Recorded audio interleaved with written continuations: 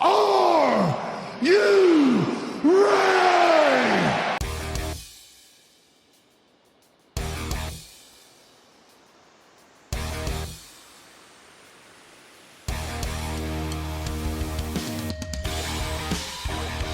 This is the D-Generation CliX podcast with your hosts, Who is Ravage? Ryan Ruppman, Ravage.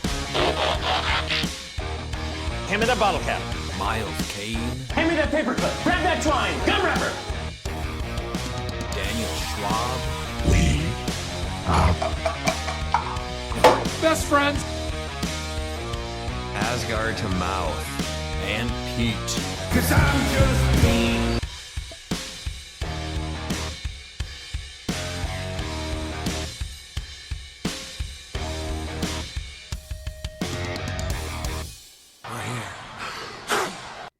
Welcome back to the D-Generation CliX podcast. I'm your host Ryan, and with me again are Miles and Pete, and returning is Dan.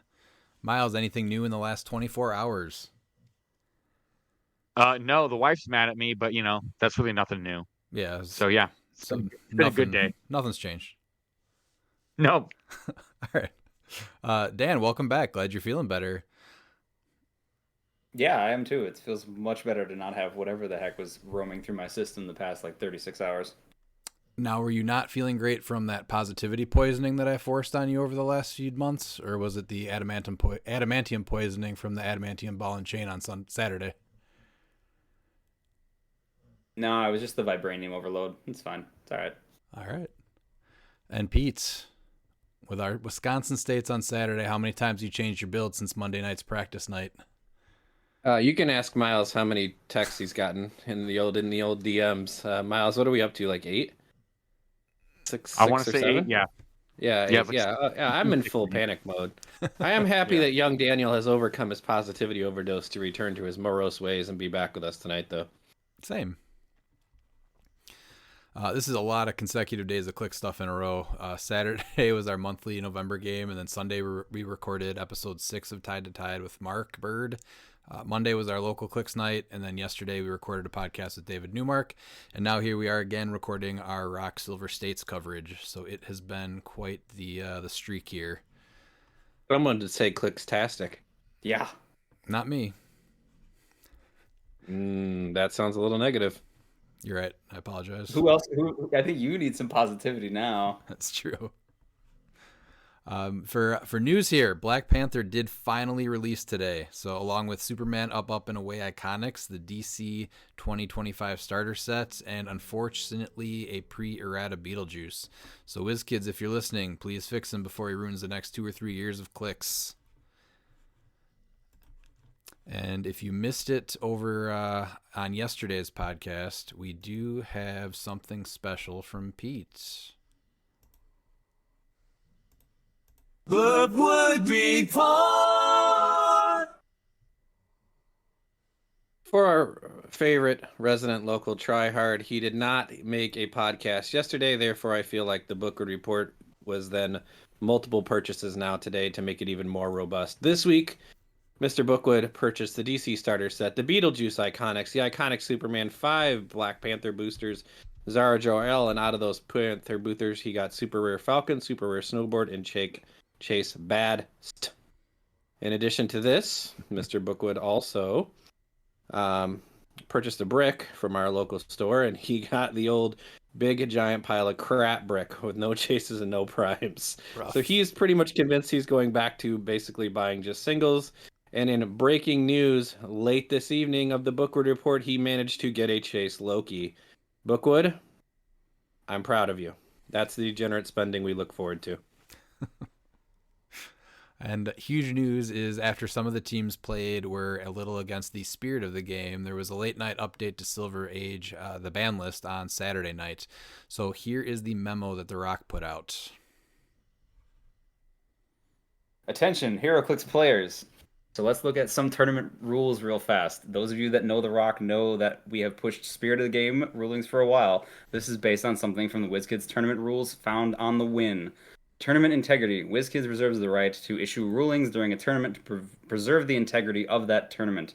At the discretion of WizKids, actions may be taken to correct rules, loopholes, or exploits deemed disruptive to the tournament and the general spirit of the game. In extreme examples, this may include disallowing force builds and or disqualification of a player. As a reminder, WizKids also reserves the right to disqualify players that do not follow rulings or discretions given to them by a tournament official. This is to not let things like infinite combos exist in the game. This happened in Modern long ago. Looking at you, Rick Jones. Local level tournament judges have always had the ability to stop an infinite loop in the game and have it progress the game forward within reason. Example, you have 10 amount of triggers, now please progress the game. We are still waiting for official updates from WizKids regarding current issues at hand, and there are states happening in the morning. The following game mechanics and figures will be removed from the Silver Age format starting Monday, November 25th, 2024. Mission points. Figures that reference mission points may still be played. Players may no longer earn mission points. The following figures are also banned now in silver. The Mighty Thor Valkyrie 025, Bebop and Rocksteady from Teenage Mutant Ninja Turtles, X-Men the Animated Series Jean Grey 047, X-Mated the Animated Series Dark Phoenix Saga, Bastion G013, Captain America the Avengers Moonstone 051, Captain Marvel's Korath 019, Avengers 60th Clea, Sorcerer Supreme, and actually she's got an errata, didn't she? She's still playable? No, she was banned. She's Ooh, banned. banned She got hit with an errata originally, and then she got banned. My fault. I derailed the train there. And finally, unfortunately, the handsomest click in clicks, Donnie Blaze, was proved to be by our own Miles Kane too overpowered, and he got the ban hammer. First barrel, now Donnie Blaze. Okay, so the ban rationale is so Clea Sorcerer Supreme can generate game states that prevent your opponents from interacting with you while you score points, and has proven to be a consistent issue, even when she was modern. The remainder on the figures on this list, with the exception of Donnie Blaze, the GOAT, allow you to attack a friendly character. In the most recent Silver Age ban list, several pieces with trader mechanics were removed from the format. Many of these pieces allowed for builds that could win or score large amounts of points without interacting with your opponent, sometimes leading to solitaire gameplay or infinite loops. Lastly, Donnie Blaze's trait, while not a trader mechanic in the traditional sense, it's talking about the demon trait, it allows players to generate a figure that is friendly to an opponent's force, giving friendly characters an attack target without giving the opponent the ability to interact. Good job, guys. I'm going to pour one out for Donnie Blaze. Yeah, my man, I've been pouring one out too for early. ever since this was announced. So this is awesome, but Yeah. here's what I wanted to add. So many of the biggest silver-only elements have just been addressed. Originally, mission points were changed to victory points to add a little flavor. It didn't work, and now they're gone. So it was done just the best way possible. The figures that reference them are still playable, and you can't gain mission points. And if you can't gain mission points, then you can't gain victory points. And you can still add the figures like Indigo 1 and Miss Minutes to your team. They're still very playable. So if you're planning on going to a States event and playing a mission points team and winning turn 1... Well, I'm afraid I've got some bad news. all the figures that can be attacked by friendly figures are now gone. One of the worst combos is that stupid Jean Grey bomb team. Jean Grey is now gone, and there's no more legal characters that you can play that allow you to attack friendly characters, which ends another terrible team. So if you planned on nuking the opponent with a Jean bomb or creating a loop of friendly mind control attacks... Well, I'm afraid I've got some bad news. Did you want to play Clea from Avengers 60th and exploit her by perplexing down her range? Well, I'm afraid I've got some bad news. And I know this one hurts Miles, but Donnie Blaze, he allowed you to potentially generate a figure friendly to your opponent's force near your starting area, allowing you to easily trigger effects that require attacking. Were you planning on using this shitty strategy? Well, I'm afraid I've got some bad news. This is why we can't have nice things. Instead of trying to exploit things, please bring these things to the attention of Aaron Morgan and let's get them fixed. Silver as a format has been around for a few years, but realistically, it wasn't getting any real attention until this year's Rock Cup in May. So give it a little time to grow and don't build shitty teams that make people not want to travel to play. Currently, Darkseid does still exist, and after this weekend of states, we have Beetlejuice to worry about because they're both in Modern, and there's extra hoops to jump through to address Modern figures that are in Silver. But the updates that they just did is really a huge boost to Silver and took a ton of the bad play styles out of the game. So I would like to congratulate Aaron Morgan on really just spearheading that fix for so many of the issues. So just a handful more. We call him the Silver Savior for the reason. We He's do. the Silver Savior for that reason. I'm fine with all of it. I mean, I joke about Donnie Blaze and everything, but a competitive balance and a fun play experience is more important to keeping another version of cliX alive and healthy and growing. And we all talk about community, and we want community. So let's build a community that actually likes to play the game. That is very well said. And then on to Silver States. Nothing wrong with silver. Nothing wrong with silver at all. So we're on to the third week of Silver States. There's 12 states events that actually happened over last weekend. We have the top 8 results for all 12 of those. And starting off is Iowa. In 8th place is Jamie Butenhoff with Rock Idea number 1. So he played the Iron Spider from Beyond Amazing. Yeah. With the Power Gem. Doc Sasquatch with the Hell Cycle. Spider-Man, the 20. He played him at 45 points. Interesting. The one that gives you the team ability if you're adjacent to friendly characters or have the Avengers keyword. Mr. Oz from Rebirth. Beast from Deadpool Weapon X, the one that lets you triple outwit with the black symbiote on him. The Harley Quinn from Wonder Woman 80, and then Per Degaton on a scientist theme team. And what is the trick with the Harley Quinn here? That's the one where she misses all targets of an attack after resolutions give each target an action token. Okay. Yeah, that one's the little misnomer that I'm assuming it's also because she has the Underworld team boost, so she can carry somebody. Well, Wonder Woman too, so that way it's like Spider-Man's going to be a 5/6. Oh yeah, that's why yeah. 45. And then you're also going to have Iron Spider's now going to be a 3/6 with that. Yeah, because he's got Avengers, right? So he won't need to be next to Spider-Man in order to get it. Yep. Yeah, a couple of definitely unique pieces. I just have one question. If this is Rock Idea number 1, Jamie, I'd like to know how many other Rock Ideas there were. So if you listen, let us know. Doc Sasquatch made a top 8, so I'm about that. I like it. Yeah. I like the team though. Yeah, no, it's a good team. These are pieces that you've seen some, but not ton. We've talked about Doc Sasquatch. Dan loves him. Oh, 1 and 3, so he was 1 and 2 that made cut. No, wow, I didn't realize they did top 8 with only 11 players. With it was 4 rounds and cut to top 8. There's only 3 in top 8. Yep. 7th we have Kenny Interline with Unnamed Team. Unthemed, you had BTU Sinestro at 125 with a Sinestro core ring. Black Lantern Superman with the octopus arms. Wow. Black Lantern Batman with the Indigo Tribe ring. Mr. Oz with Venom Symbiote. Necron at 40. And then Ant May with Absorbing Man Prime on the sideline. I'm not sure how I feel about Black Lantern Superman on that team. Dude, congratulations for getting that to 2 and 2. That's great play. Yeah, that's amazing. Yeah.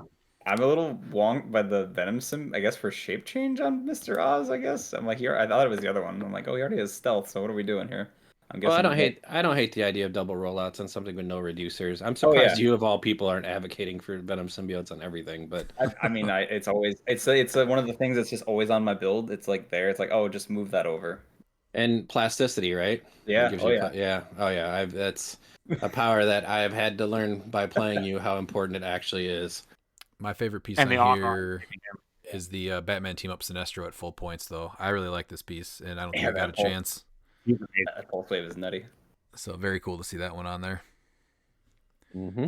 I mean, you can TK and go pretty far with Mr. Oz and him, so that's good. Yeah, that's what he needs. All right, want to bring us to 6? Sure, I can do that. That is Ryan Savvy. He played Deathstroke Mastermind, so Deathstroke at 150 with the Power Gem. And then good old Sakarian Iron Man with Time Gem. It's unthemed, by the way. A Wendigo at 40. Oh, it's the new one at 45. A Multiple Man? Is this the high? No. This is the Rise and Fall one. Okay. At 40. And then Mr. Immortal at 35 with the Indigo Tribe ring. Wow. Another That's Mr. Cool. Immortal and a Hydra agent. I'm like very confused at what's happening here. He's a great title. So Mr. Immortal is going to be he is, yeah. on Deathstroke, and then Oh yeah, there's a chance. yeah, that's Immortal true. will get He just KO'd. like, I might not die. It's fine. Yeah, that's really creative. Oh, I Really creative. thought he'd be one of those that like you can't target him with Mastermind because of what he does, but you can. I'm surprised That's we're already interesting. seeing so many of the unthemed teams again too. But this is really cool with the Fear Masterminding Mr. Immortal. All right, Pete, number I feel like- 5. Number 5 is Con Man, with the appropriately named Con Man as his win name. His team name is APOC, and I love it.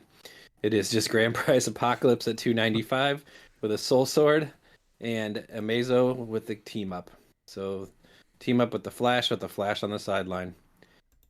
This is Mazo's 100, not 125, but man, that's a lot of stuff to have to deal with and to get through. So I love tent poles. I think the this format Silver gives you the ability to play them realistically pretty well, and I like to see Grand Prize APOC just walking through teams, being himself. When Amazo is, there's a chance that Amazo becomes a tent pole, even at 100 points. Yeah, at So, 100, he's real good. Yeah. The biggest thing with him is just those team up cards. They take away the rest of your sideline. Wait, do they? Yeah, so yeah, you cannot have anything else if you have his team up cards. he put the I think Soul the Sword Flash on is- here, but it's not Yeah. there. That's weird. That's really weird that those are like you can't have anything else on sideline. That's a bit odd. Yeah, you I'm can't have assuming the cards. Soul Sword was on APOC. Yeah. Because it's on there. It wasn't actually on the sideline, but yeah. And he paid So- for he just didn't put the Sword Bearer trait on there too. So it's 400 points. It's 300 points of APOC and 100 points of Amazo, and the Soul Sword was just on him. But yeah, really cool to see this tag team though go 2-2. Then we have Jeff Volchek. I think he missed a team name chance though, because he could have been a Maze Apocalypse. That's true. Jeff Ogzo. Volchek went with Detectives. He played the Batman team up Joe Mullen with the Green Lantern ring, Sherlock Holmes from the iconic set, the 002, World's Finest at 60 points, Black Leopard, Oh, he did the trick. Nightwing Legacy card, Martian Manhunter from Batman team up with the team up card, which is awesome. And then Batman and Catwoman, that LE that is very solid, that does not see enough play. Utility belt on them, and then Misty Knight. And so Misty Knight is how they're getting Black Leopard on there, right? Yeah. Yep. I was like, oh, they did the trick. I like it. How many win names does Harris have, and how many states is he going to play in? Is what I want to know. I mean, he is Skynet, right? So he basically can be everywhere at once. So What trick were you talking about, Dan? I just like the to pull Black Leopard into Detective. I was like, oh, that's actually amazing because World Finest can really just walk up Black Leopard and be like, all right, I'm gonna pound you in the face now, and you're a what is that, like a 11 or 10, 17, 3. Yeah, that never feels good. That's happened a lot around here. It happened on Saturday. Yeah, Leopard's a thing. He always will be. All right, how about number 3? Yep, we have Ethan Jacobs with Mack Truck in third place, going 3-2. It is a cosmic theme, and so he has the Horseman of Apocalypse Century with Mjolnir at full, Butterfly, Saint Walker with the blue ring, Dark Phoenix with Khonshu, Disney Plus Collector with Spin and Remaker, White Shirt Porter with Sinestro Ring, and the 2x2 Groot with his Butterfly Collins being Cosmo, Elsa, Griever, Jubilee, Myrn, Sky Tyrant, and then Reverse Flash on the sideline to also come off, as well as be a Butterfly Collins. Oh, the Jubilee is actually like that's amazing. Like I forget about her, and that's even better with Butterfly because you're just like, hey, I'm first. I'm just gonna go Jubilee. I think Sentry with that Mjolnir is amazing. Yeah, I mean that allows him to have way more of a radius to hit first, then because then you're not as worried about him. Because with full speed, yeah, going 12 and another 6, that's 18 squares you're covering. And then he's gonna flurry. Yeah, and if you TK him, Yeah, you TK him, he gets full map even on a big map. yeah. Or you can perplex up his range too, and then the Saint Walker to get the crits higher. Yeah, that's that's I a very cool really, combo. really like the Collector Edition with Spin and Remaker. Collector's a really underrated piece, and quite often ends up on builds with the rings too. Mostly Spin for me to get him just a 30, but I like Remaker to give him an additional rollout too. Now, what bonuses was he able to get here? It looks like they're all from different sets. If I can look at He's it, gonna right. get the damage for sure. I don't think he got everything else. I don't think he got the attack too. Yeah. Yeah, 'cause he that's where he had white shirt, so white shirt made up for that, and then he got the damage from collector because he doesn't Yeah. have a common or Yeah, so I uncommon. mean, you're still getting +1 attack damage. That's amazing. Like Sentry's now at 13 for 5 plus whatever else you want to do with him. And then if he crits, Or yeah. 14 for 6 Yeah, because of Saint Walker. Yeah. Yeah. yeah, exactly. Yep. And then And Saint Walker's at 60, so it's a 10 uh 10 yeah, through 10 or 10 11. through 12. Yeah, and then his Empower is within range, so Sentry could just flurry and be 6 damage. So well, and if Sentry's basing with Mjolnir, he still gets the +1 attack and damage, right? yeah, From Mjolnir. So Yep. that's a piece that like was right there, and I loved, and I've played a ton on Monday nights. So I'm really happy to see him do something.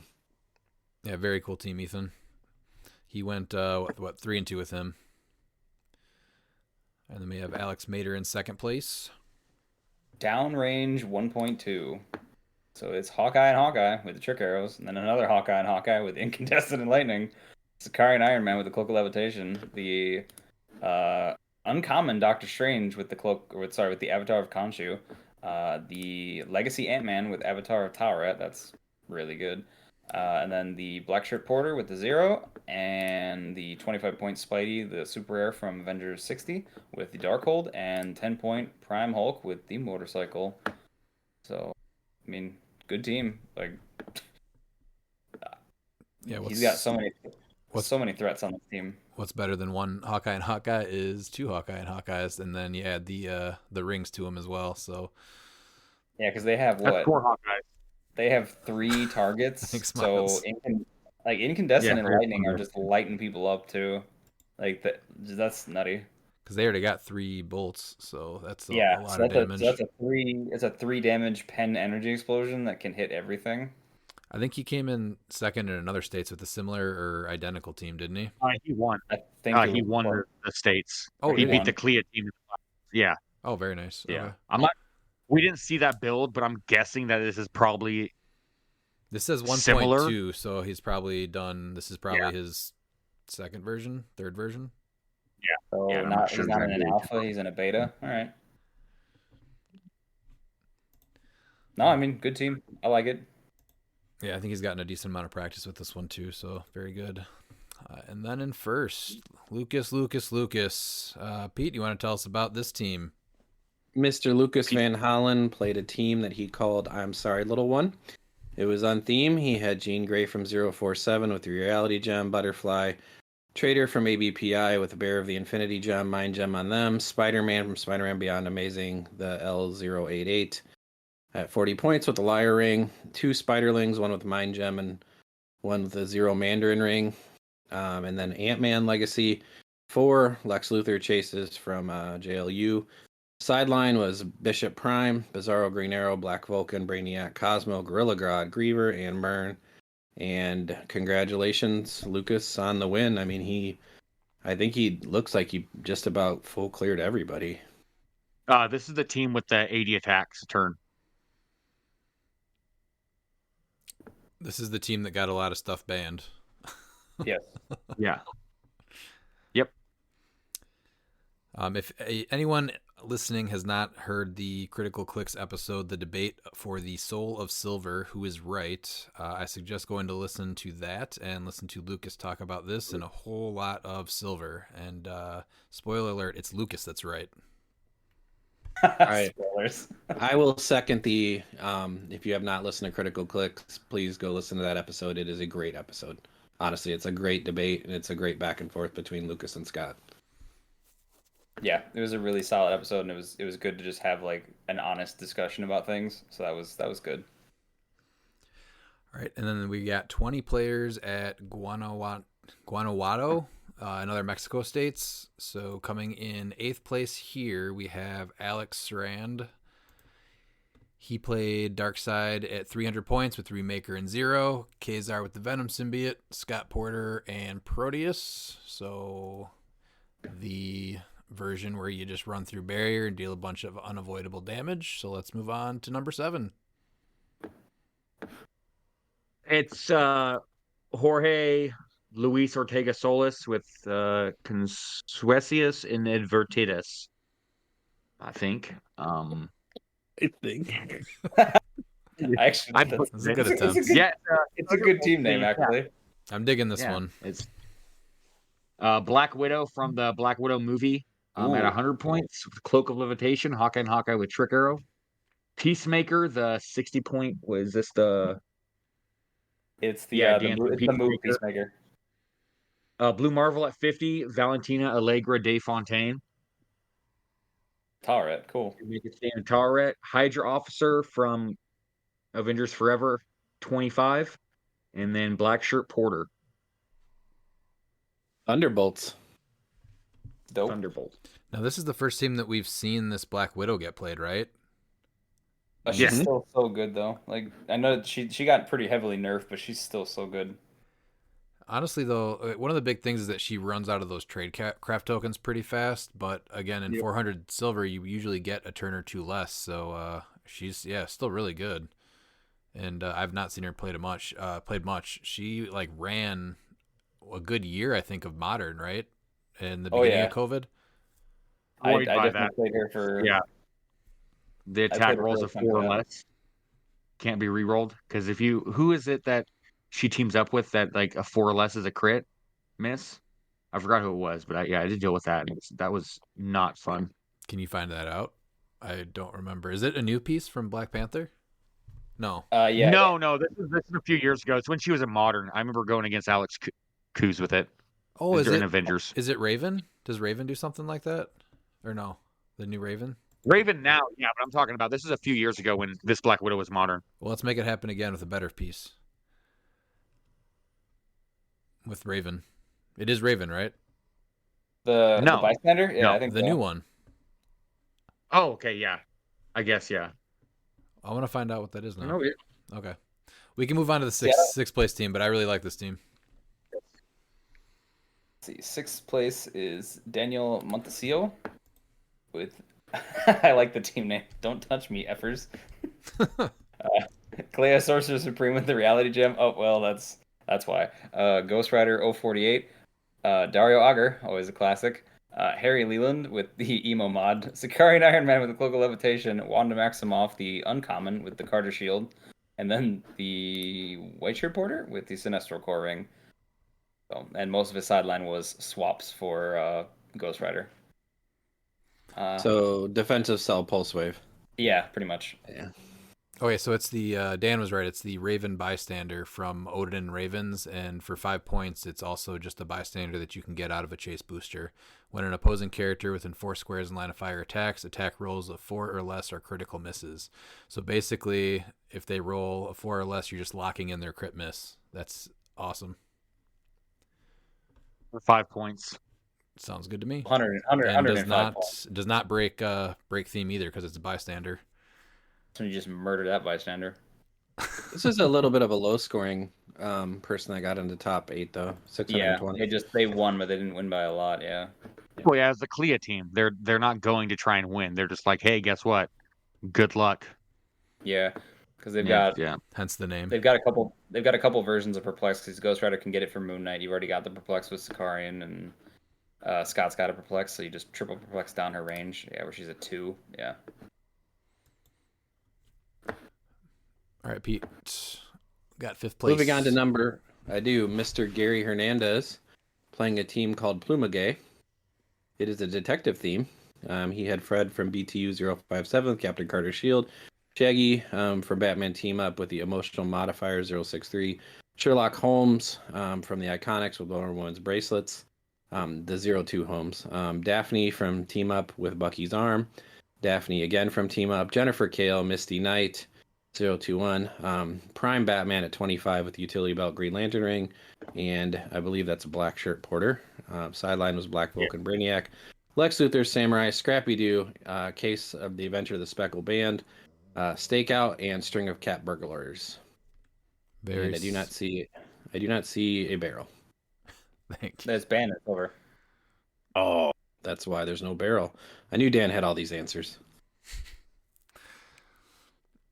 I think it's cool when anyone can take all these pieces from Batman team up, the Scooby Gang guys. I would have liked to probably see a couple more of them, but It's a defensive. Yeah, it's a defensive looking at shelter. why isn't they're it? playing him at 60, I guess because he wants to get the 20 defense up there. But Yeah, because I he's think using. if he brought them both down to 40, he'd be able to get Scooby, and because Scooby's actually a really good attacker too. Yeah. But he's using it for defensive because he's going pure defensive because he's got Jennifer Kale. He snuck on with Misty Knight, so that's why. So I'm guessing he's just like a wall Yeah, he's that you going can't get defensive. through, and then Yeah. just slowly whittles you down. So I don't think he scored a lot of points either.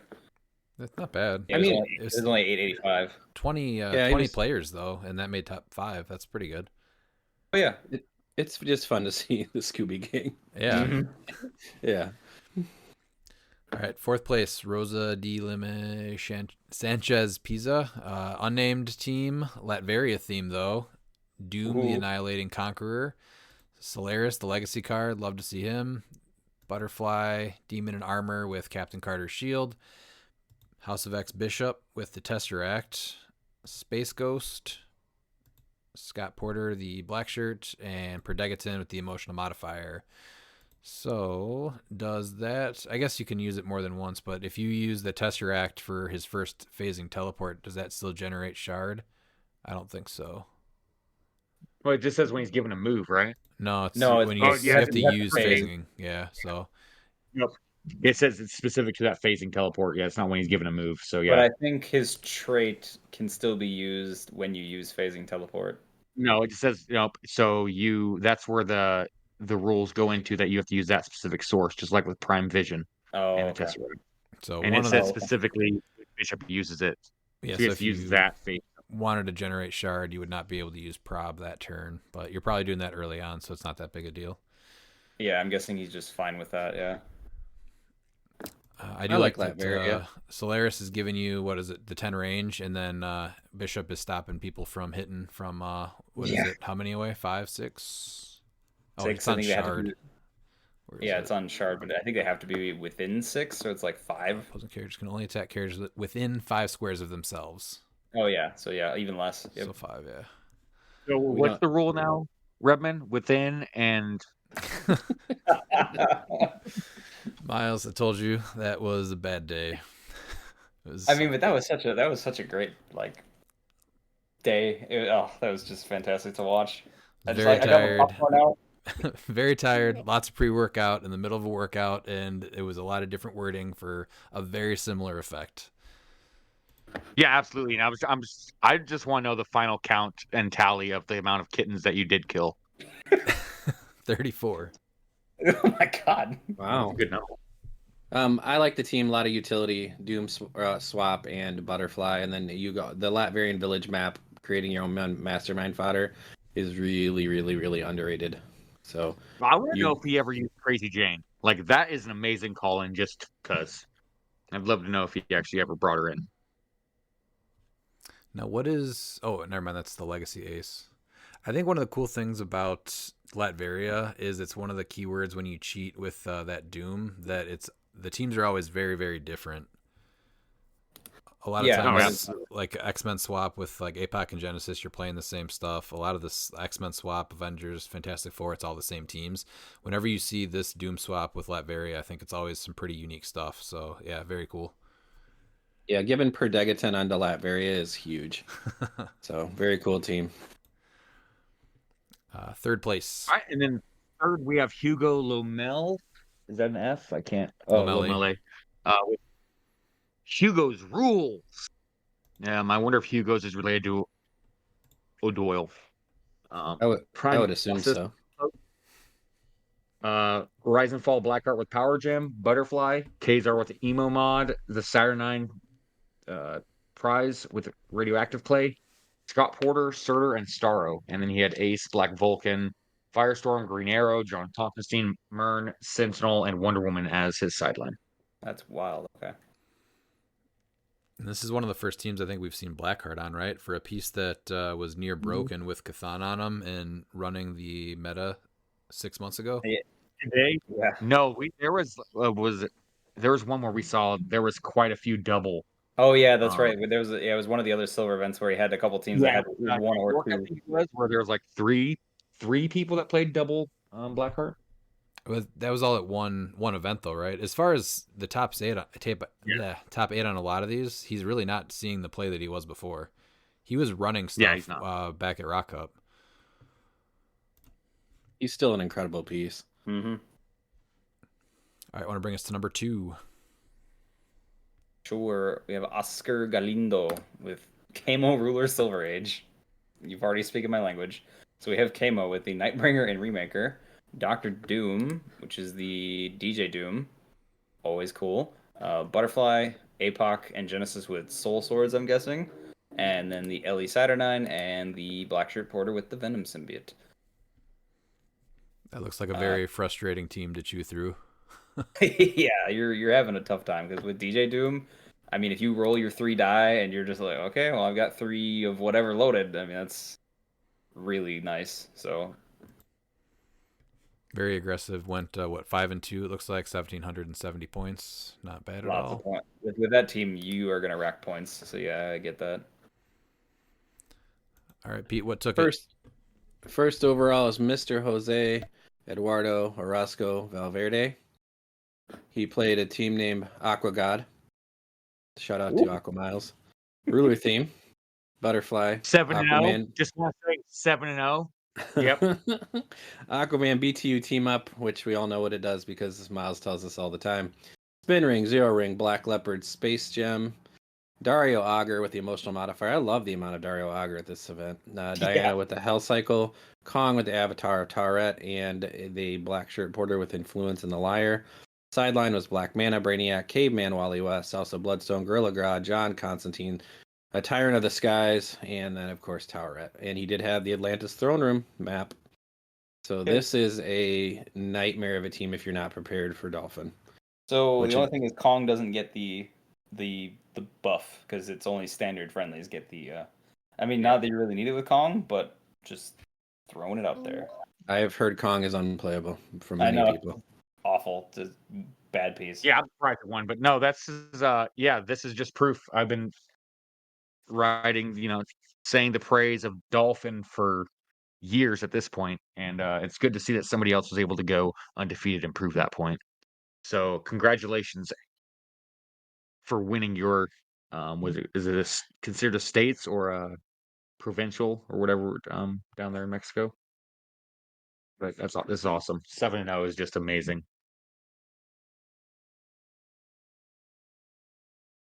All right. Good job. Miles, how come you're not currently playing with this team up card in Aquaman? Because it's been rotated and I haven't had any chances to play silver. That's fair. Do you have any events that you're going to play or no? I know did you already judge one or your judge one's coming up? No, the one I'm judging is coming up. Yeah, no, I haven't had a chance. I unfortunately have my first silver event's going to be the ROC Cup post Worlds. So yeah, there's no little Aqua lads that you can take under your wing and bring them to this event with a Aquaman ruler team up card team? I mean, maybe, but I think that I've done my job of talking it up and it's already won. There's nothing else to prove. I feel like Aquaman it's one of those meta. I think it's one of those things where you just haven't done it lately, though. Kind of like the team that we saw yesterday, the Kryptonian team, that kind of put to shame anything that Austin's built. This is pretty close to putting you to shame, I think, with what you've built. I won 5 Winamaps with it with Dolphin Darkside, so I'm totally fine. It's a new time. Yeah. I would like to see a new Aquaman team from Miles. And I could try. I don't think you're going to have to talk him into it very hard. I'm actually surprised how long I've had to talk him into it so far. Well, the problem is that I already did it and I was already successful, and I'm really bad about once I'm done with it, that I'm on to the next thing. Because I'm like, all right, perfect. Hey, I got that Dolphin. I proved that Aquaman could win events, and I will always talk about how good this Aquaman is. And so, yeah, I'm not in the boat that Austin is. I never once said it's good and never proved it or ever tried it. So I did try it for Champion Clix. I think it was the 2v2. It was fun. Yeah. I might pick up some steam here in silver. A few ideas. All right, so it looks like South Carolina is a mess. I wonder if Bookwood's going to buy an Aquaman now. I mean, he might. It won. Oh yeah, there's no team builds. Rip. So Aquaman might show up at your states. Okay. I'll smash him. So there's only, I guess there's only 8 builds, but there's only 2. Wow. Okay. Yeah, so South Carolina, here's your friendly reminder to enter your build sheets before you go to the event. And for event runners, do not start the event until the ones have been entered, or reach out to Clay to get them added. So 8 people showed up. We only have 2 teams. So let's go with the 6th place team. Who's got that one? Apparently, I do somehow.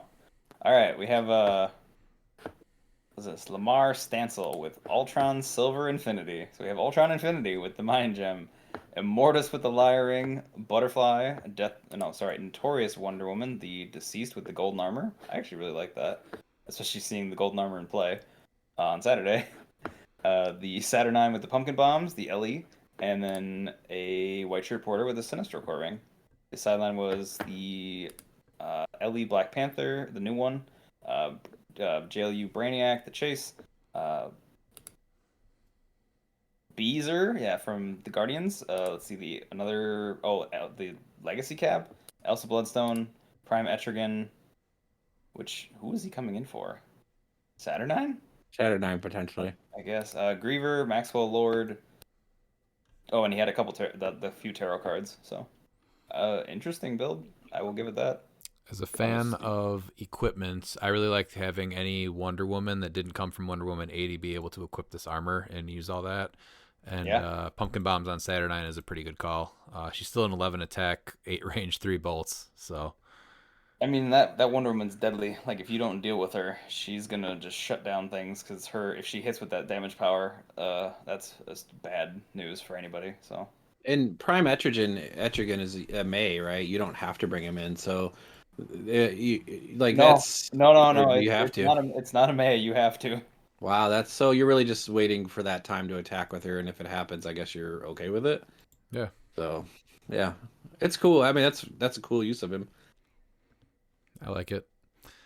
No team from 5th, 4th, 3rd, 2nd, but the winner was Andrew Mashburn with States Build 2024. Do you want to take it, Pete? I do. Starro at 100 points, and I don't think that's the legacy. Nope, that's the original. Butterfly, Prime Colossus, Indigo 1 with the Indigo Tribe Ring, Maria Hill from Avengers 008 with the Darkhold, Jennifer Kale with the Spin Ring, and then now the Legacy Starro at 20 points. So double Starro with Avatar of Khonshu. Sideline was Brainiac, Cosmo, Griever, Khonshu, Lex Luthor, Lockjaw, Major Logan, and Mern. This is actually a team that I thought we were going to see a lot more, like a couple at every states, and I'm surprised that we haven't. So yeah, very good team. I'm wondering if the Starro hype maybe there aren't still enough people with the Starros. I don't know. Like, I mean, well, he brought this same team to Tennessee States and got, I think, like 8th. I think. Okay. Yeah, he's the exact same build.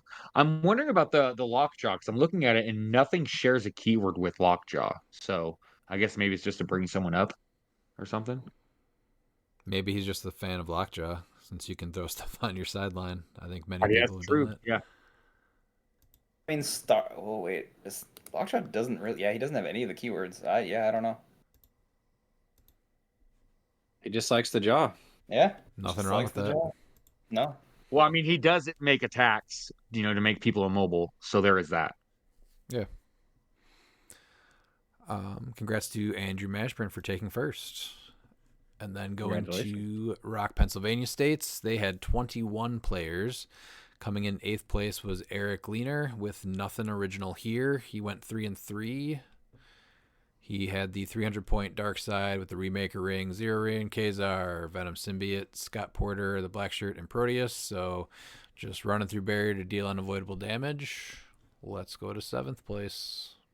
So you've seen 2 Dark Sides, and none of them finished top 4 so far. Yeah.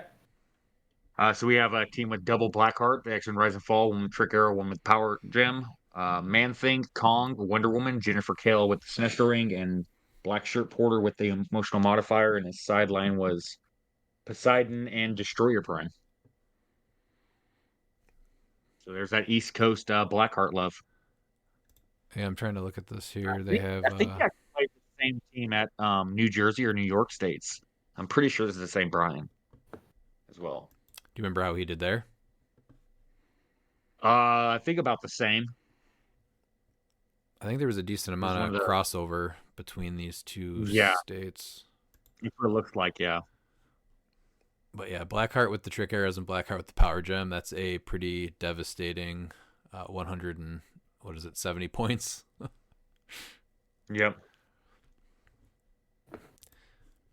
Next we have Brandon Brunner with Gene Bomb 2.0. So we have Colossus or Prime Colossus at 80 with the Cloak Levitation. We have the XDPS Jean Grey at 75 with the Trick Arrows. Butterfly at 60. Indigo 1 with the Indigo Tribe Ring. Felix Faust with the Spin and Influence Ring. That's a figure I don't think I've seen enough of, is this Felix. That's like one of those that I remember, and he was just everywhere in Modern a year or two, or what, 2 years ago? That's a really good point, actually. Madison with the Lyre Ring. The Ellie Starro with Avatar of Khonshu, and then a Mary Jane Watson to make sure that we can heal Starro all the way up. Yeah, this is basically, I mean, you have the Gene thing going on and Starro. Basically, between the fact of, Gene's going to be gone now, so I think, Indigo 1 still works for the Starro tech, but you won't have Gene to be able to have Colossus Walker over there, take 5 damage, and then do all that, so... Do you want to take us to fifth? Fifth place, Save Us Clea was a ruler theme. Clea Sorcerer Supreme with the Sinestro Core Ring. Prime Colossus with Captain Carter's Shield. Doctor Doom 062 with the Time Platform. Butterfly, Diana with the Silver Surfboard. That's interesting. Scott Porter, black shirt with the Lyre Ring. And then the sideline, he had Doctor Doom the Sorcerer Supreme. Griever, Mern, Saki, and Death Metal Wonder Woman. I'm assuming the surfboard is just a cheaper hypersonic compared to the bike. I guess that's so she can run over there and do her thing. That's what I think too, yeah. This seems like a little bit more aggressive Clea build, though. Yeah. Yeah, it's definitely not as oppressive as the other ones. And it shows them the points, too. Yeah, I think that's what's huge. But so far, we are 4 builds in, and we have a run-through barrier dark side. We have the double Blackheart team, which is probably the least ridiculous, which is kind of weird to say. And then we have Jean Grey that was now banned. And then we have Clea that's been banned. So the only thing that was untouched or dark side is the Blackhearts, which is kind of crazy to say. All right, coming in 4th place is Luke Scheffernacker. He played Silver Ruler, went 4-3. Prime Colossus with Captain Carter's Shield. Blackheart with the Trick Arrows. The X-Men Rising... Oh, never mind. He just doesn't have anything equipped. Another Blackheart, but with nothing. And then Butterfly, Saturnine with the Cloak, which I love that combo. Jennifer Kale, and Scott Porter. This is probably a team that I would be more likely to play. What's he probably bringing in here? I guess he just has a bunch of answers, huh? Yeah, pretty much. And like Kazar, if you don't have that what was it? Like if you're not facing one of those matchups, you just have Kazar for like, hey, we're gonna move some people really far. Or Sky Tyrant to just go attack a bunch. Have another attacker or Saki, because yeah. Well, unfortunately, yeah, Saki's not going to get those equipments, so I would be interested to see if he actually brought him in, because he's got no way to do that, right?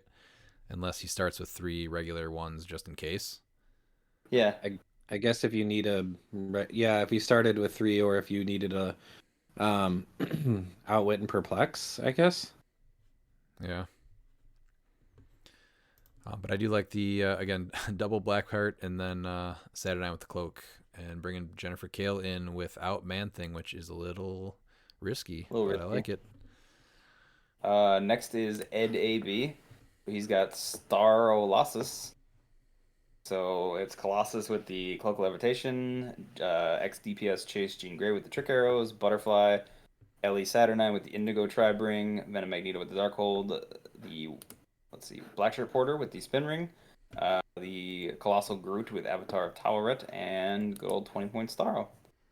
Sideline is Bizarro Green Arrow, Black Vulcan, Brainiac, Griever, Mern, Sakarian Iron Man, Scrappy Doo, Taweret, and some tarot cards.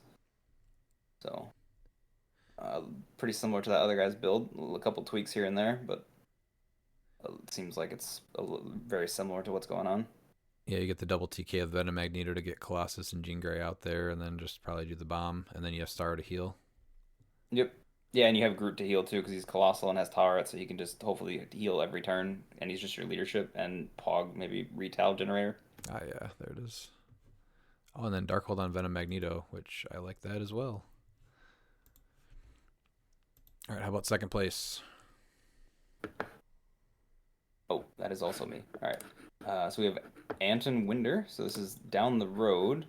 So it's black, mystical theme, Blackheart with the emo mod, the Disney Plus Man Thing at Kong at 50, Saturnine the LE with Cloak Levitation, Elsa Bloodstone the Prime with Trick Arrows, Felix Faust, there we go with the Spin Ring, Green Man. Nope. All right. Jennifer Kale. It's not ready, Scott. Blackshirt Scott Porter with the 0, and Wendigo the 2x2. And sideline was Black Vulcan, Brainiac. This is the Monster Deadpool. Chase Gorilla Grodd, Poseidon, Scrappy Doo, Skrull Spy, and a bunch of tarot cards. I'm only seeing Mandarin rings. Did anybody play any Lantern rings on that team? Yes, it was the Green Man with the Green Lantern ring. Gotcha. That was well done. There we go. Well done, sir. I didn't even see the setup. I just like, oh. Oh, man. That was beautiful. All right, Pete, bring us into... oh, sorry. No, I'm just still laughing. First place is Reggie. I'm going to not say the name correctly, and I apologize. I think it's Inahales. I'm sorry, man. Anyways, Mission Incapable. Unthemed team. This was Korath with the Pumpkin Bombs. Miss Marvel from AV60. The B side, it looks like. Donnie Blaze. Wonder Woman from Batman Team Up. Grandmaster. Kevin. Flash Thompson. Madison. Nathaniel Richards. Wendigo. And I think this is one of the builds that kind of got basically we were told is done. Dude, but congratulations, Reggie. Pennsylvania showed up to just get things banned. Yes, that was the watch everything get banned after this event. The only things I think that didn't have teams that got banned were Blackheart teams, which is crazy. I mean, man, there would be good for some of the people being creative and stuff, and this stuff like that came up out of nowhere and then caused a little bit of controversy. But there's some of those teams that when you see something like that happen where somebody's taking a turn for 25 to 30 minutes, that's a little rough. A lot of these teams, though, do still seem a little aggressive, which is good to see. The Anton's second place team, that one's probably right. Is that in your the same face. one? Is that the same one he played? Because I remember the team name down the road. I think, or it's maybe slightly tweaked version, but yeah, it's pretty. I think it's pretty close. A lot of people that played here played in what was it, New Jersey states also? Yeah. Mm-hmm. All right, going to Rhode Island states. 8th place, they had 14 people. 8th place was Martin Norton with an unnamed team and an unthemed team. It was Prime Rogue at 250 with the Skybreaker sword, Sakarian Iron Man with the Cloak of Levitation, Legacy Cosmo on the main force with Mr. Oz from Rebirth. So that is this. I would say she's getting a decent amount of play actually on all the states. Well, this team just goes in. That's it. Like, yeah, it's just full commit. Like, that's it. Well, whenever Sakarian Iron Man isn't the scariest piece on your team, that's a little dangerous. So, I mean, I kind of like it because you have the 12 range prob kind of just sitting there, right? So, and he's TK, which is good. So, like, that allows you to like maneuver your guys around. And I mean, we both know that both Sakarian and Rogue are not to be trifled with. So. Well, they're both so hard to get through, and then you have Cosmo that can just take away a power, and then one of them can probably just nuke a piece every turn at the very least, if not two. Yeah.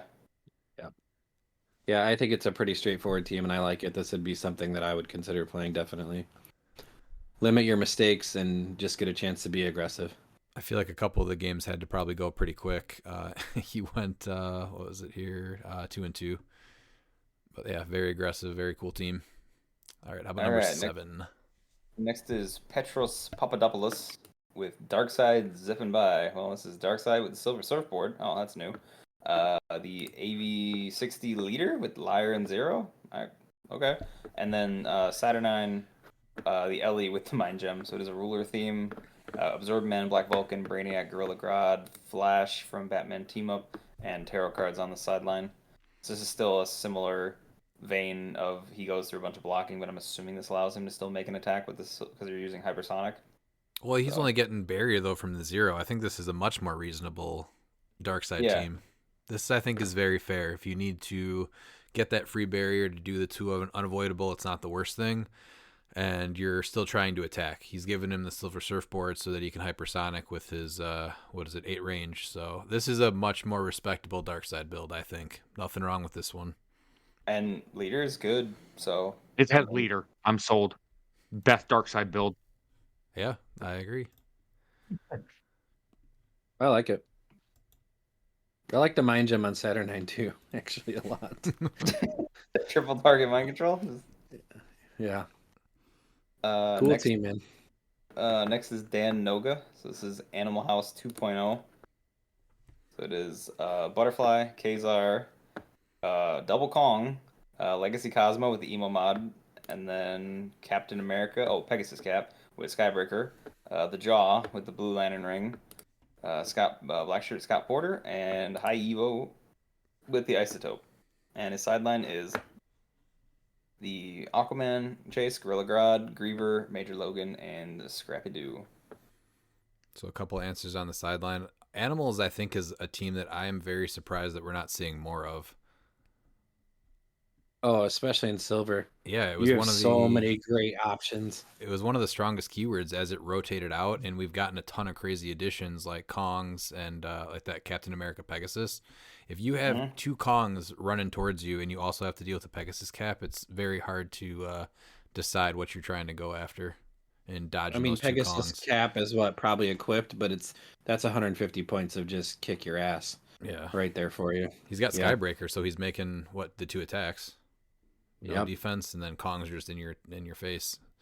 I like it. And the thing too with silver, with the 400 points, like you might randomly still be less characters than your opponent, so then the Kongs get to maybe double act. What is it? 1, 2, 3, 4, 5, 6, 7, 8, 9. Yeah, he's got some low point pieces, but if things go wrong, and he loses a couple, it definitely can turn around. Also, the fact that the draw can get masterminded from Kong is terrifying. It's like, hey, just eat this for me. And he's got the Blue Lantern ring for the Empower. Yeah, exactly. I missed that. That's a great combination. Like the Jaw with Kong is just, oh my god, no thanks. Yeah, it's a fresh take on animals. Mm-hmm. Moving on to 5th place is the Colossal Headache is the team name. It is David Traverso. He played a ruler theme. Ruler's been really, really big in silver. Colossus Prime, Cloak of Levitation, Blackheart with the Power Gem, great combo. Butterfly, Saturnine with the Darkhold, another great combo. Black Shirt Porter with the Time Gem. Time Gem really showing up big in silver. Sideline also Bloodstone, John Constantine, Kazar, Saki, Wonder Woman, Death Metal, and some tarot cards. Super in your face. So you might, with how much rulers are being played, would you say that rulers rule? I would. It sounds like a good team name too. Yeah, there's a lot of points missing. So on his team. Oh yeah. Yeah, it's 310 out of 400. That's interesting. Yeah. There has to be something that wasn't put on the build. Yeah, playing 90 points under build and getting this far is. He had to have played something else. I wonder if he had 2 Black Hearts. Yeah, that would make more sense. If he didn't, that's freaking impressive. Because he's got, what is it? He's got 90 points, and another Black Heart that's equipped would be 85. So I would assume it's probably another Black Heart. Yeah. What was it? He's playing at 310. Oh, yeah, that's weird. Yeah, okay, yeah. Maybe the guy just said, "I'm confident. I don't need the 90 points." Come at me, bro. That's some energy right there. All right, coming in fourth is Ryan Stevenson. He played Kitchen Sink, of course, unthemed then with that team name. Hawkeye and Hawkeye with the Power Gem. Arachnite with the Trick Arrows. Butterfly. Carnage Silver Surfer with the Black Symbiote. Sicarian Iron Man with the Cloak of Levitation. Saturnine with the Darkhold. Felix Faust, and a Timebreaker. And then for the Butterfly, sideline was Griever, Myrn, Destroyer, and Wonder Woman, Death Metal Wonder Woman. So that is a ton of pieces that are usually just one on a team. So that's very scary to look at on the other side. This is what, fourth place out of 14. He went 3 and 2. That's, man, that's a lot of crazy stuff. This reminds me of the multi-keyword game. Yeah. That one always brings out the heat. Like everybody brings like the one piece that's like, oh, that's the power piece from that keyword. I'm trying to look here and it's weird. So like there's no placements or like cut. It just says everyone dropped. So I thought that was really weird. Just looking at it now. Well, Weird. some people played more. I wonder if they just entered it weird. Yeah, they could have done Yeah, that. it had to have been. Yeah. Because So at third, they probably cut to top 4 because 5 and lower they all dropped at 4 rounds, and then third and fourth dropped after 5 rounds. Mm-hmm. Yeah. So third we have Stately Mystics being piloted by Joe Gualtieri. Joe G of online notoriety, trying to keep the online events going. Keep up the work, Joe, even if Roll20 is trash. He had a mystical theme with Blue Beetle at 75 prime, 048 Ghost Rider with Bucky's arm, Arachnite at 60 with Power Gem, Kong at 50, Double Saturnine, Felix Faust with Spin, and then White Shirt Porter with the Sinestro Ring, and his sideline was Black Vulcan, Blade, Brainiac, Ghost Rider, Gorilla Grodd, Scrappy, War Machine, Wonder Woman, and quite a bit of tarot. I like this a lot. Mystical team, and then you're teaming up Arachnite with the Power Gem, Blue Beetle, and Kong. Yeah. The maps are interesting. Galador Promenade. I don't know that one. Okay. What is what is that from? Avengers Infinity? Yeah, Avengers Infinity. Yeah. It's honestly This a is a really cool good team, one, though. though, for this team because Arachnite ignores Elevated. Kong is doing Penetrating from Elevated. So, yeah, it's a strong Yeah, those map. are all 3 great maps. Yeah. Yeah, strong team.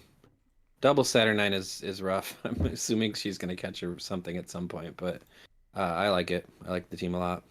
He went 4 and 1. All right. All right, next is Steve Bombera with Mac Made Me Do It. Oh, does this mean McConnell made you do this? Oh boy.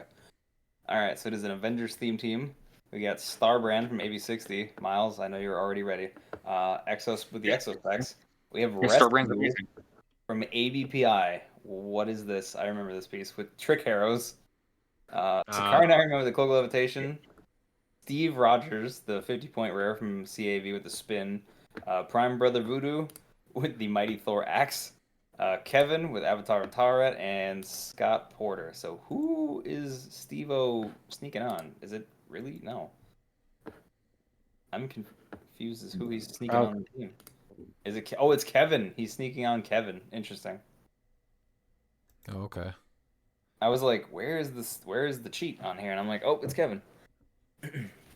Yeah, besides Sicarian Iron Man and Scott Porter, that's a lot of stuff that you really don't expect to see all together, and taking second place is really awesome.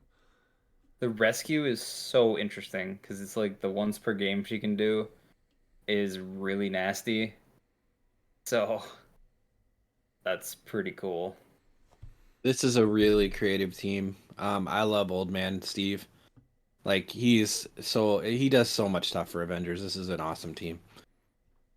Yeah, really good, well thought out team there, Steve. In first place was Mr. Konstantin Savitsky. I probably didn't say that right either. I feel like we're just Rhode Island. butchering names tonight really Oh, badly. I'm so badly. Rhode Island States Amaglam, and then there's some other letters after it. This is Latveria theme, so very cool. Doom the Annihilating Conqueror, Doctor Doom with the Time Platform, Butterfly, Sky Tyrant with Bucky's Arm, Dark Phoenix from XDPS, the Green Man with Green Lantern Ring, Scott Porter, 02 with the Spin Ring, the Watcher from from Disney Plus. Starro sideline was Ace Doom, capital letters. Doctor Doom, the Sorcerer Supreme, Elsa Bloodstone, Major Logan, Mern, Starro, and the Destroyer Prime.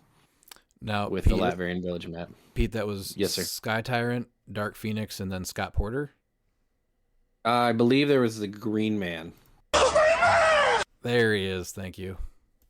Congratulations, Constantine. That team looked like it was on the move. I think Latveria is definitely a team that I did not expect to see pop up as much as it has. So very cool to see. This is the Pete team I think I'm going to see, but I don't know. Latveria Jeremy's is... playing it. Who is? Jeremy's definitely playing it. Jeremy. Yes, 100% he is. Yeah. I mean, Latveria is like with the Annihilating Conqueror cheat. It's like everybody's Latverian, and we all should be Latverian. So, all right, moving into Nevada States, they had 18 players. Coming in 8th place was Matt Esbrook with Last Minute Surfer. He went 2-3 and played the XDPS Chase Emma Frost, Black Leopard with the Liar Ring, Carnage Silver Surfer, Griever on the main force, John Constantine from Masters of Time, Sky Tyrant, the Watcher, 101B from the starter set with Captain Carter Shield, and the Legacy Ant-Man. I think we've seen Emma Frost come in quite a few times here. This is probably more of a defensive play, though, huh? It's always on the West Coast, I believe. I was gonna say, yeah. Yeah. Like, I love her, but that's just interesting that she's making West builds Coast again. is like Blackheart, and West Coast is Emma. Yeah, I like it, though. I think she's a piece that definitely should have seen play. And I think I said this before, but I had a team that I was really hoping to be able to play with her, and then everything got canceled. So, he has. Is that Maxwell Lord as the picture? Yeah, he probably I know. took him I was very confused by that. I was like, wait a second. Okay. I mean, classic Tyrant Black Leopard combo. I mean, that's been played around here. Personally abused. Other people in my play group have abused it into the ground. So I love that combo. Yeah. Not a fan. 7th, we have Wes Betchart with Elementary, which is Sherlock 002 Iconics, Golden Armor. He brought this team, I believe, is from California. Green Lantern, Wonder Woman 80 with Broadsword Construct, Guy Gardner with Cloak, John Constantine with Sinestro Core, Mern with Modifier, Sinestro from Wonder Woman 80 with Remaker Influence, and Martian Manhunter JLU at 40. Yeah, I believe this team was in California State. This looks extremely familiar. Yeah, so he's just trying to get off Gardner, basically. It looks. I mean, you've got a couple things going, but it looks like you're trying to get Gardner off, basically. Yeah. If you're gonna send one person in for that one attack, that's a pretty good one attack. Oh yeah, that's great. Does he not have any TK? No, he's got Manhunter. He doesn't need it. Oh, he's moving him up with Manhunter. Okay. Right? Oh, but he doesn't share a keyword, Gardner. That's the weird part. Yeah. No, he's carrying Green Lantern's carrying him, so it looks like a turtle shell almost. For something maybe. I like the armor on Sherlock Holmes. That's interesting. That's cool, man. I'd actually like to see this one play because this is one that I think has some subtleties that I'm not picking up on. I'm still looking for a TK. I'm very surprised. There just isn't. Yeah. Like I said, he's got Manhunter to basically have Green Lantern move the whole squad because he's got Passenger 8 and do it that way. And again, he's Guy Gardner missed out on so much modern play because you could get mind controlled in Quake. when he was legal. And so now that you cannot quake with him if he gets mind controlled, even if it's kind of risky because you can, even with Battle Fury, you're still getting mind controlled with Colossus on the board. But it's not near what it was before. And he is just, if he goes off, it's crazy. That's a piece of I did it. Yeah, it's amazing. Great piece. I guess he's got sidestep too, though. So he's got sidestep and then a 5 range. I'm just really surprised he could have gotten a spin ring on there for 5 points. Maybe he's knocking him back with the influence ring. There we go. Maybe that. So knock him back 3, sidestep 2, and then charge. And then Sinestro also has that free knockback. So there's a little bit of distance there now. Okay. I feel better now. Oh, yeah. It's that Sinestro. Okay. Yeah, so it's 1 knockback with the Sinestro from Free. Wonder Woman 80, and then you have influence ring on him as well. Okay, yeah, so he's just doing, that's exactly what he's doing then. He's pretty much TKing. Yeah. Okay. I feel better now. That Sinestro is criminally underrated. Great piece. Yep, I played him on Saturday. Very good. All right, how about number 6? Number 6 is Patrick Booth with Silver Control. Sing it, Daniel. What was that? Silver Control. Revan's favorite piece, Legacy Thanos with the Time Gem to get that massive 11 range, not just 10. And then You really missed out making it open. So, what was that, Miles? Something about making him dolphin. And then we have Colossus Prime with the Captain Carter shield, Butterfly, Jennifer Kale with the Time Platform. That is an awesome combo because if you're not playing Man Thing, that'll actually save her. Yeah. And then was that White Shirt Porter? No, Black Shirt Porter. And then the Scott Lucas and PJ Pog. Sideline was Ace, Ducky Deadpool, Elsa Bloodstone, the Ferengi Salvage Crew, which I think they're on that for the shenanigans. And then Griever, Harry Leland, John Constantine, and Maxwell Lord. The Ferengi salvage crew, though, when do you bring him in from Butterfly? At the beginning of the game? That's after game setup, though, so you wouldn't be able to... No. I think it's the second. It's the damage power. When a friendly character that's facing or has the keyword hits an opposing character that's equipped at a resolution, the hit character unequips their equipment. Yeah, okay. That makes more sense. This is actually a team that I'm surprised that we didn't see more of with that Legacy Thanos and then Colossus with the Captain Carter shield. So if he does get hit, he's always keeping that 20 possibly defense. I mean, he's a great bodyguard for Thanos because Thanos is like, all right, I'm going to hit you from pretty much wherever. And then Colossus is like, okay, if they're close by, I'm just going to punch him. And then he does not care about Battle Fury. So totally negates the emo mod. All right, how about 5th here, Pete? Yes, sir. This is actually a really cool team. I was reading this one. It is Ignacio Solis with Thing Robot, ? It is a Spider-Man family theme. It is Franklin Richards from Fantastic Four 039, Bombastic Bagman with the emo mod, 2 Legacy Jaws, Madam Web, Mr. Fantastic, 60 from Avengers. Which one is that? This is the skinny. Oh, that's skinny one. That's Slender Man. Okay. Yep. And then we have Leech, Legacy Leech with the Cloak of Levitation, White Shirt Porter with the Blue Lantern Ring, Bentley 23, Thing Robot with the Trick Arrows, Thing Robot, Marvella, and Vil. A sidekicks team. I love it. That's awesome. Now, I will say, Redmond and I tried for many weeks to make Thing Robot really, really work, and that's a piece that will miss every attack when I have him, and he should not miss every attack. But this is this has been my favorite team so far. Very good, man. Congratulations. I think I still have at least like 10 of the Thing robots. Oh, I always wanted him to work, and he never worked. This would be one of those pieces that you'd go up and hit, and it just always crit misses. So many times. Yep.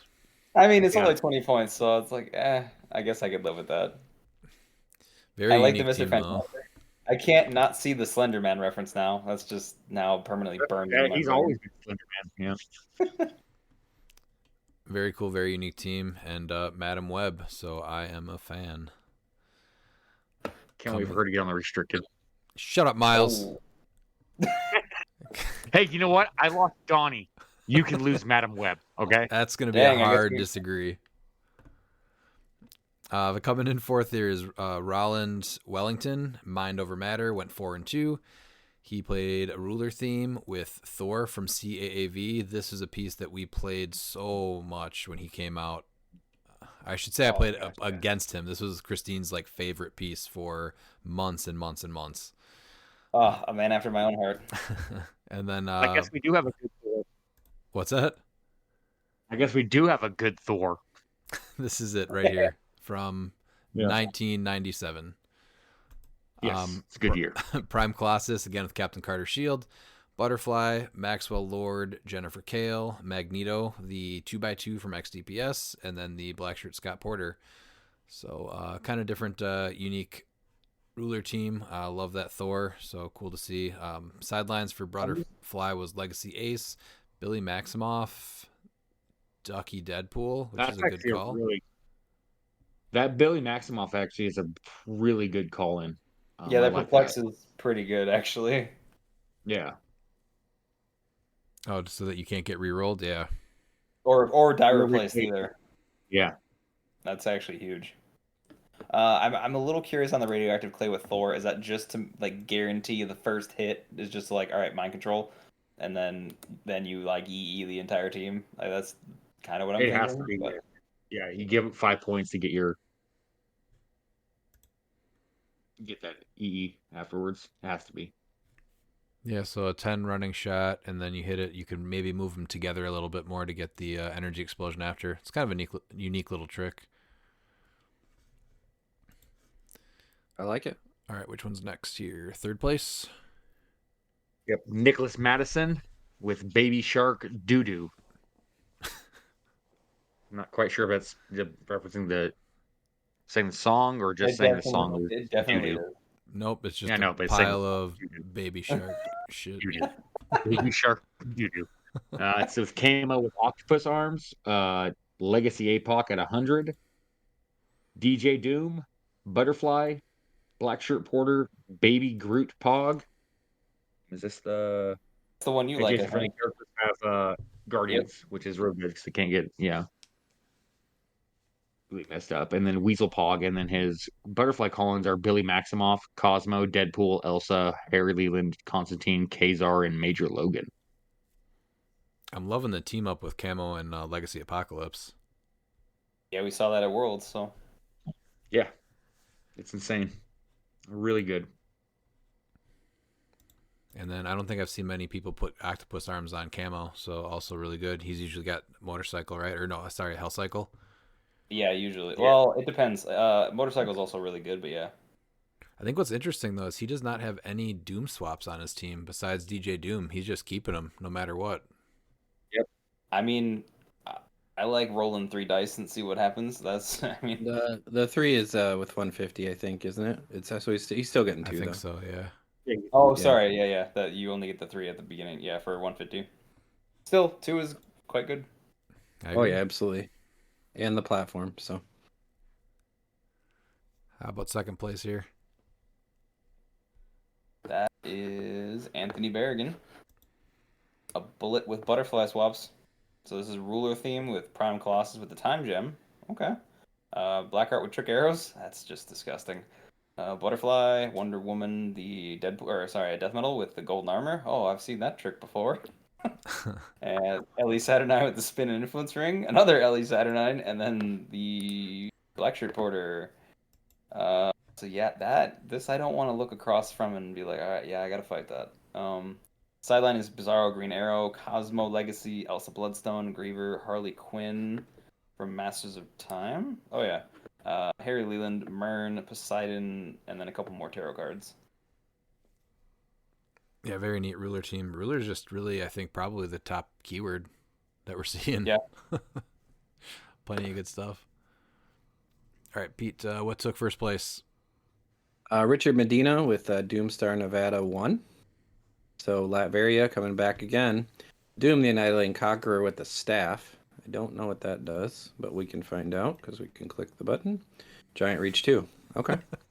Dr. Doom with the time platform. Butterfly, Sky Tyrant with the Venom harness. Interesting. Very interesting, actually. That's a piece of equipment I always forget about. Madam Xanadu with the Indigo Tri-Bring. That's the Prime. Scott Porter, Black Shirt with the Spin Ring. Big Groot, Rital Groot. Starro at 20 points. Skyscraper Wonder Woman and the Timebreaker. Sideline was Ace, Doom, Doctor Doom, the Sorcerer Supreme, Elsa Bloodstone, Gorilla Grodd, Griever, Major Logan, and Myrn. I'm kind of caught up on the staff. I'm thinking that he just had 3 more points because he played the Venom harness on Sky Tyrant, and that was a 3-point object. Very unique. I'm just thinking because you can. Well, so if you swap, right, you bring in Big Doom, all caps, and try to get it equipped to him. So that's giving that guy the giant reach with the flurry and all that. Oh, there. Okay. Yes, that makes that's more what I'm sense. assuming is happening. Okay. But very, very cool. That very a theme once again. How many times have you played that Robot Doom and you were just one off, Pete? Oh, it's unbelievable how many times I've missed the flurries with that guy, and he's so good. Normally, I would have played him with the. I think he always had the Remaker when I played him. Yeah, I think that was pretty much the play that I did. Yeah, we've seen but that. double Dooms for Doom Swap and then Butterfly, so a ton of utility on the team again. I'm loving seeing the Doom swaps come back. Yeah, they were really cool. I think they were like even during Modern, like that was probably more one of the fun teams to play or Yeah. to see at least. Congrats to Richard Medina. Mm-hmm. All right, moving to Ontario Provincials. 8th place was Andrew Del Rey with Rulers on the Swarm. This was a Ruler theme team. So Camo on the motorcycle, the Legacy Colossal Apocalypse, Butterfly, Venom Magneto, Black Shirt Porter with the Zero and Spin Rings, Surtur, and Groot. So pretty straightforward. Again, I do like the combo of Camo and Apocalypse. I don't know why he's playing motorcycle over Hell Cycle, though. Any insight on that? So motorcycle over hell cycle is just you get the free move and the reflexes. So I mean, with everything being as close combat heavy as it is, him just being a base 21 defense that's unwinnable is tough. Okay. Yep, cool to see Camo making huge splashes. All right, how about 7th? 7th is Alistair Humes, right? Yeah. So we've got bumper cars. Oh, interesting. We got the BTU Dark Side with Influence and Remaker. Calibec with Trick Arrows. This is Apocalypse theme, by the way. Very nice. Shout out to Harris. There's another keyword that I just I'm like, oh, didn't know that did that. Calibec with Trick Arrows. Fulcrum Abominus at 25. White Shirt Porter with the Liar. Or no, sorry, Black Shirt Porter with the Liar. And Double Parademon. And then Absorbing Man, Green Lantern, and Flash, the trouble alerts on the sideline.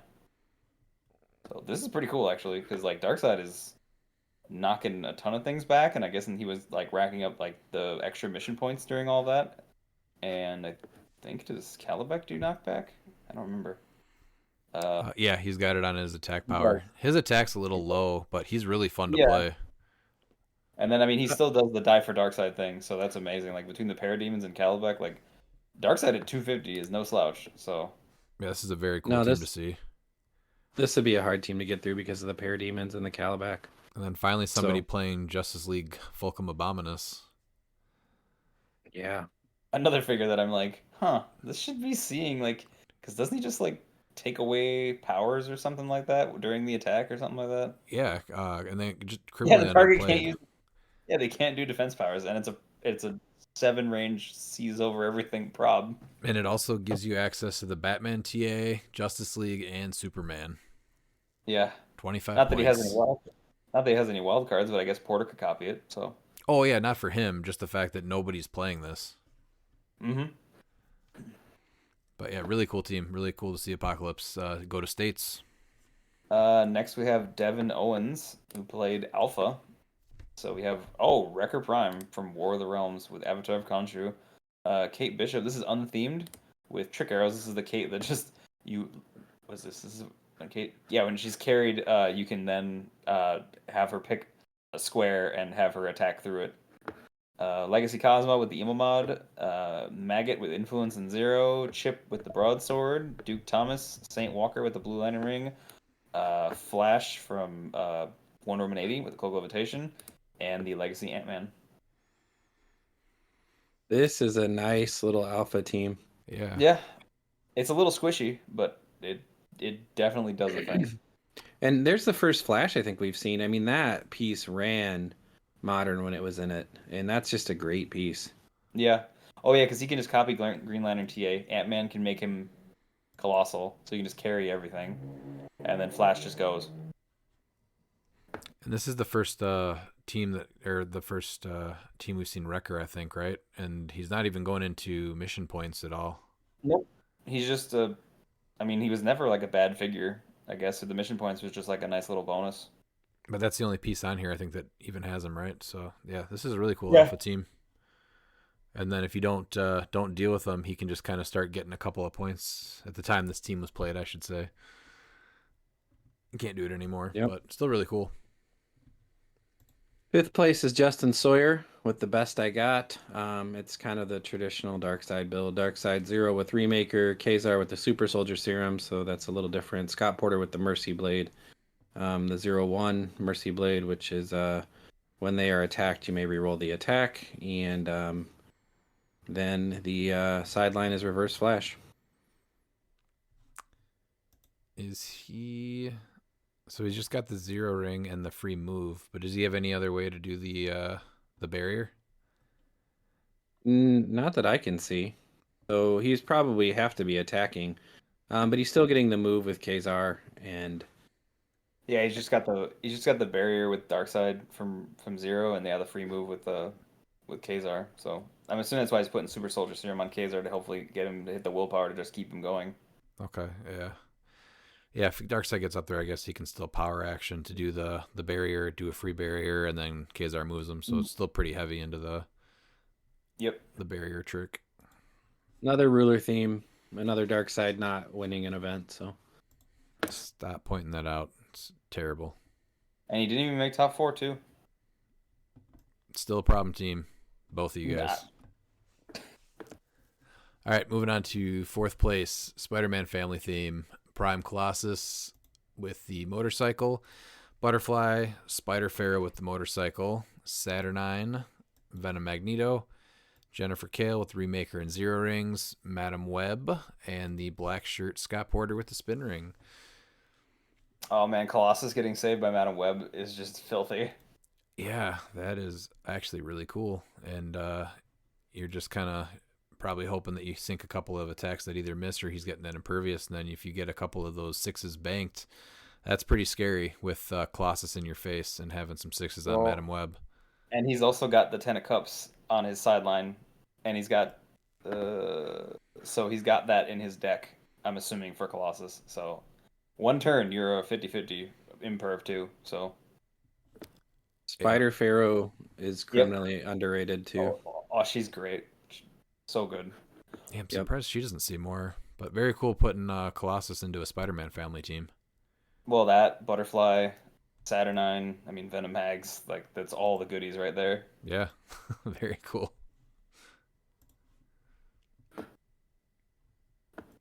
We have James McAllister next with another unnamed... What was that? McMaster, sorry. Oops. We have Darkseid at 300 with 0 and Remaker, and then good old Space Leo. I remember this figure. Oh yeah. With the Exo specs. To just hopefully at the beginning of the game strip a bunch of equipment off and maybe KO them and score them. So interesting. It's a little less of the regular Darkseid that we're used to, but still pretty much just Darkseid going up there, making a bunch of barrier and blowing through things. He scored a ton of points. 2142. Well, again, if Leo goes off and like a lot of especially with the rings and stuff, like I can't imagine how many of these are like unequipped. I'd have to look and see how many of the old equips were unequipped KO. There's a lot of rings I think that's probably the biggest thing. But as soon as you score points, especially right in the beginning, you have to go try to get something. And so Darkseid, you have to go get Darkseid, and then you still got that crazy range and targeting. So that's probably really hard. Yeah, that's actually an interesting way because you're auto man, that's actually interesting because you're forcing them. You're just like, well, I've already got points and I'm up turn 0 basically. little bit of a different spin on him. Destroyer Prime, did you say that on the sideline? Sorry, yeah, he has Destroyer Prime, and that's it. Number 2 is Alex Q with the Monsieur Mash. So we have Swamp Thing from Masters of Time with Avatar Vomit, Blackheart from Rise and Fall with Bucky's Arm, Butterfly, Sky Tyrant with the Power Gem, always a classic. Scott Porter, the Black Shirt, the Commissioner with the Reality Gem. Oh, interesting. I like that, giving him a little extra utility. The Colossal Groot, and the 10-point Hulk with the Hell Cycle. Sidelines Amit, Dario Agger, Gorilla Grodd, Griever, John Kahn, Mr. Oz, Mern, and Samurai. I mean, good team. Like, I thought really monsters were going to be like all over the place, and they really aren't. So it's cool to see a monster team get played. I like the name Monsieur Mash. I like it too. Yeah. Really good. First place was Emily Rote. Needs more Saturnine. I'm guessing based on the name of that team. It probably doesn't actually need more Saturnine, but here we go. Colossus, Prime Colossus, Captain Carter's Shield. Butterfly, Saturnine with a Cloak of Levitation. Saturnine with the Spectrum and the Lyre. And Saturnine with the Indigo Tri-Bring. Wow. Jennifer Kale with Remaker and Spin. Scott Porter with the Darkhold, Colossal Groot, and 20-point Starro with Avatar of Khonshu. Sideline is Black Vulcan, Cosmo, Elsa Bloodstone, Gorilla God, Griever, Khonshu, Mern, and Death Metal Wonder Woman, and a ton of tarot cards. That would be so hard to deal with, this team. Yeah. Oh boy. I would be very just like, all right, I'm over it now. Like trying to like, hey, you're gonna be -3 just off the rip. She was messaging me about like her team and everything. I think she had 2 Saturnines, and I said, let's make it 3. And she's like, you think? I'm like, well, I'd hate you, but I'm not playing you. So Congratulations, though. Yeah, absolutely. I would not have wanted to play that either. I would have been very much like, nah. Having 3 pocket bringing an attack up or down every turn would probably be really frustrating to play against. But very cool to see. Pretty much, it's really just what a Colossus running the board, and then Saturnine saying if people hit or miss. Yeah, basically. Like, thumbs up, thumbs down. I'm pretty sure we're thumbs down on that one. And then even her call-ins, I think, are mostly like defensive, right? She's got Death yeah, Metal Wonder Woman, Mern, Cosmo, Griever, Cosmo. Yep, Yeah, they're all defensive too. defensive. So it's really just Colossus running around and Saturnine saying that you can't hit him and that he's going to hit you. You've got Groot, who those walking woods are still nothing to shake a stick at, literally. Yeah. Like That was an underrated joke, Dan, because they're walking woods and you're shaking a stick. I'm pretty An sure amazing it was on purpose. So I guess that's what I'm thinking. I guess Starro and Groot are there as like support because Starro can still triple target mind control from 10 squares away. So Yeah, and he has prob from 10. mm-hmm. Yeah. So Yeah, I like it a lot. Congrats, Emily. I like this team 1,000% more than your Dark Side team. So good job. I'm still on the fence about that because I think triple Saturnine is just ridiculously dumb and shouldn't exist. Do you know what's worse than that? Just taking a bunch of unavoidable damage, Miles. It's true. This is true. Yeah, but it's Nope. Disagree. all right. garbage. Well, can we go to Missouri now? Well, no, we can go to Alberta. Oh, my bad, Alberta. Yeah, it's where the greatest wrestler of all time, Lance Perfect Storm, is from. It's Calgary, Alberta, Canada. Thank you. Yeah. Yeah. All right, coming into 8th place is Jay Hyder. He played multiple man detectives. Oh, yes. All right, detective theme team. This one is awesome. Yet again. All right, so Prime Kingpin at 55 with the Cloak of Levitation. 2 of the AV60 Miss Marvels at 50 points. A multiple man from Deadpool Weapon X, the 099 with U.S. Agent Shield giving him combat reflexes. And then Misty Knight with the trick arrows. Misty Knight with nothing. A Teen Lantern with the Green Lantern ring. White shirt Scott Porter with the Sinestro Core ring. And then main forcing 6 Deadpool Weapon X 013 multiple mans at 10 points. Very, very cool. Oh my lord. So basically okay. just trying to get them up, and then they get the free attacks, they get the empowers.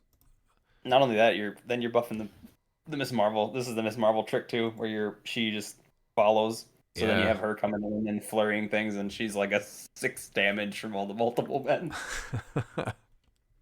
I don't know if I want to fight that. I remember fighting the Miss Marvel tech at Worlds last year, and that was wild. This looks really cool. Yeah, very creative team, Jay. You gotta move us to 7th, we have Dylan Barrett with Wonder Zara. Prime Wonder Woman with the green ring and utility belt. King Deadpool and Elsa. This is an X-Men theme. God, this is such an amazing. This is so thematically correct for. It's one of my favorite miniseries. This is of X-Men. dope looking, actually, to be fair. Sky Tyrant with Warlock. Major Logan with Bucky's arm. Apoc and Genesis at 35 with the Soul Sword. It looks each. Venom Magneto with the Darkhold. Scott Porter with the Sinestro ring and Legacy Carnage at 10 points, and Lucas, PJ, and Scott Pogs. I mean, Prime Wonder Woman made the team. That's just. I was like, oh, I'm actually like, not many people ran that combo with Apoc Genesis, so I'm actually about it. I remember this miniseries when Wonder Woman and Sky Tyrant showed up in the Marvel Universe and helped the X-Men out. It was great. They trained for quite a few episodes, I think, in the or issues in the Danger Room, didn't they? Yes, absolutely. Because Sky Tyrant needed to be even more deadly.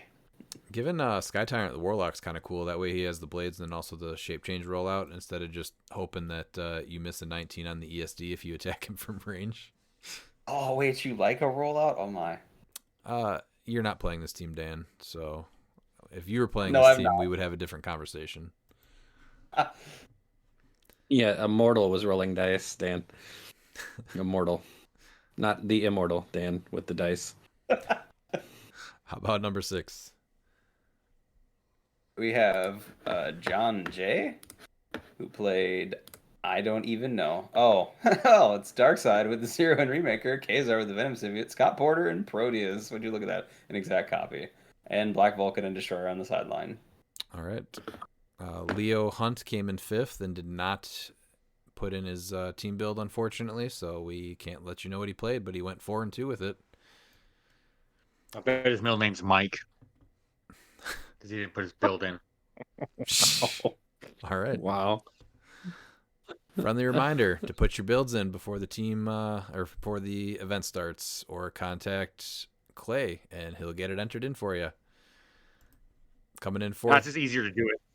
It is, and you shouldn't have to contact Clay, but it's nice when people want to go over, and it helps with all the information.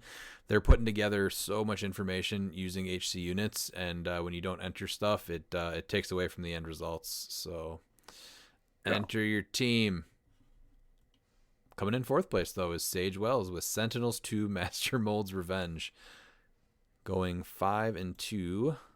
He had Master Mold at 200 points with Avatar of Khonshu, Boulevard Trask from XDPS, the Zero and Influence Ring, Prime Nimrod at 35 points, Tri-Sentinel at 30, Nimrod the Greater, the little guy LE, 25 points, White Shirt Porter, Sinestro Core Ring, and Friends of Humanity with Red Wing, and then 2 more Friends of Humanity that were not equipped. This is a Sentinel themed team. This is a very cool team to see played. Oh, he has the map bonus too for Doom Castle. Nice. Is that the leadership That one? has to go to Master Mold. Yeah, leadership For sure, one. yeah. Reign of Terror. Yeah. This is a Redmond team. Oh, yeah. Very cool to see Sentinels getting played as a full team. Oh yeah, they're actually full. Wow. Well, I mean, besides Porter, right? But He's anything. that's true. That is true. And then he's probably making them for free as well. I would have liked to know if he did any Prime Nimrods instead of Scott Porter's, though, when he started popping guys out. I mean, he did main force a Prime Nimrod, which is, I still put that above most other people because I hadn't seen, like, for 35, I was like, why is he not seeing more play? That wasn't fixed, was it? Where you can't even generate more restricted figures? Nope, you can still do that. Okay. I was like, I'm pretty sure you can do that. Yeah. Oh, I love this build. Very cool to see Sentinels taken to estates. Mm-hmm. And cool team name, and getting fourth. 15 players at this one. How about third? Third, we have Grayson Wells, aka Great Cat. I'm guessing since probably a Lynx. ROC is the team name, ROC. He's a mystical theme with Blue Beetle at 75 points, with probably the most underrated equipment ever. It's my personal favorite, Scarface. It's actually really good for him. Soldier Supreme with Trick Arrows, Double Man Thing, Saturnine with Radioactive Clay, Felix Faust at 30 with Reality Gem, White Shirt Porter with the Orange Ring, which is interesting, and Wendigo. And then he has Red Raven on the sideline with BTAS, Robin, Superman, and then Iconic Superman, War Machine as well, and a bunch of I guess what, three Oh, so Red cards. Raven's coming in for Porter. Okay. No, Red Raven can't come with Porter. You have to be at least 40 points. So it's gonna be Blue Yeah. Beetle. So then, okay, that was what confused me at first. So wait. So, is it Blue Beetle then? Yeah, Oh, Blue yeah. Beetle's got some Titans. Yeah. Okay. That's not a bad Yeah. play though. I mean, if you lose Beetle, who's obviously Yeah. your main attacker, you still got something. Mm-hmm. No, I like Yeah, I it. think Red Raven is. I'm so surprised to see not enough Red Ravens on here, especially with Blue Beetles. Like that's just. She's a really good attacker even on click 4 because I believe her stats are. She's at 8, Yeah, the only 11, thing down is 17, that 3. her defense goes down 1, but her damage is 3, and then you get the flurry charge. So with Steel Energy, if you get the Rally. rally, yeah. And this is a ton of offensive output. Oh yeah. Well, and the thing too with the double man thing, like Blue Beetle is almost not your primary target just because they're going to be in your face.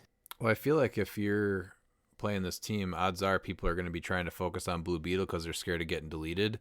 But yeah, having 2-man things to worry about, and then Soldier Supreme with the trick arrows, that's really good too. And just the fact that like Soldier Supreme is just such a defensive buff too, because like you're already having to hit man things like crazy stats, and then he's just like, once per turn you probably are gonna miss. And are you really ignoring a Wendigo? Yeah, exactly. Are you sure? Yeah, this is a cool build, man. Good job. Yeah, nice little spin on Mystical. Next we have Matt Groenhide with Justice League Endurance. So Amazon theme. Okay, so we have Batman from Masters. Oh, okay, the Shifty Batman with the Angler, Martian Manhunter with the team up card. Interesting. From JLU. It's the Superman, Wonder Woman, Batman, Flash, Green Lantern. Like it's the entire squad. Okay, because this one gives out Teen Titans team ability. No, it says that they take a maximum of 1 damage when they're on starting click. Yeah, that's good. Then we have Super Sora at 50, Wonder Woman, Death Metal with Spin Ring, Green Lantern. Oh, this is the John Stewart one of the 104 from JLU with the Green Lantern ring, and the Hawk Girl with her team up as well with the Green Lantern team up. So she starts with ESD, and then Passenger 2. She's the rare from JLU. The Wonder Woman 80 Flash with the Emo mod, and then Black Shirt Porter and the Commissioner with Nightbringer, because Death Metal brings on Dark Knights and something else. What is it? Justice League. Dark Knights and Justice League gain Amazon. That never gets used, that trait. Yeah. So really That's cool. actually cool. Yeah. They got some builders out there in Alberta. These are 2 very cool teams back to back. Yeah, very Yeah, unique. Lance Stormtrainer. Sideline is the shooty shift, like the quick draw Batman, the pirate bats, the Witcher Batman, and the LE Batman that gets rid of powers, and then Black Vulcan, Gorilla Grodd, Scrappy, and Destroyer Prime. Very cool build, Matt. Hey, Pete. First overall was Wade Edwards. Wow, Rockin' theme. Rockin' Rulers. Ruler theme. Darkseid, but this is Batman team up Darkseid at 75 with the power gem. Solaris at 75. King Jefferson with Captain Carter's shield. Black Leopard with the Avatar of Khonshu. Jennifer Kale with Sinestro Core Ring.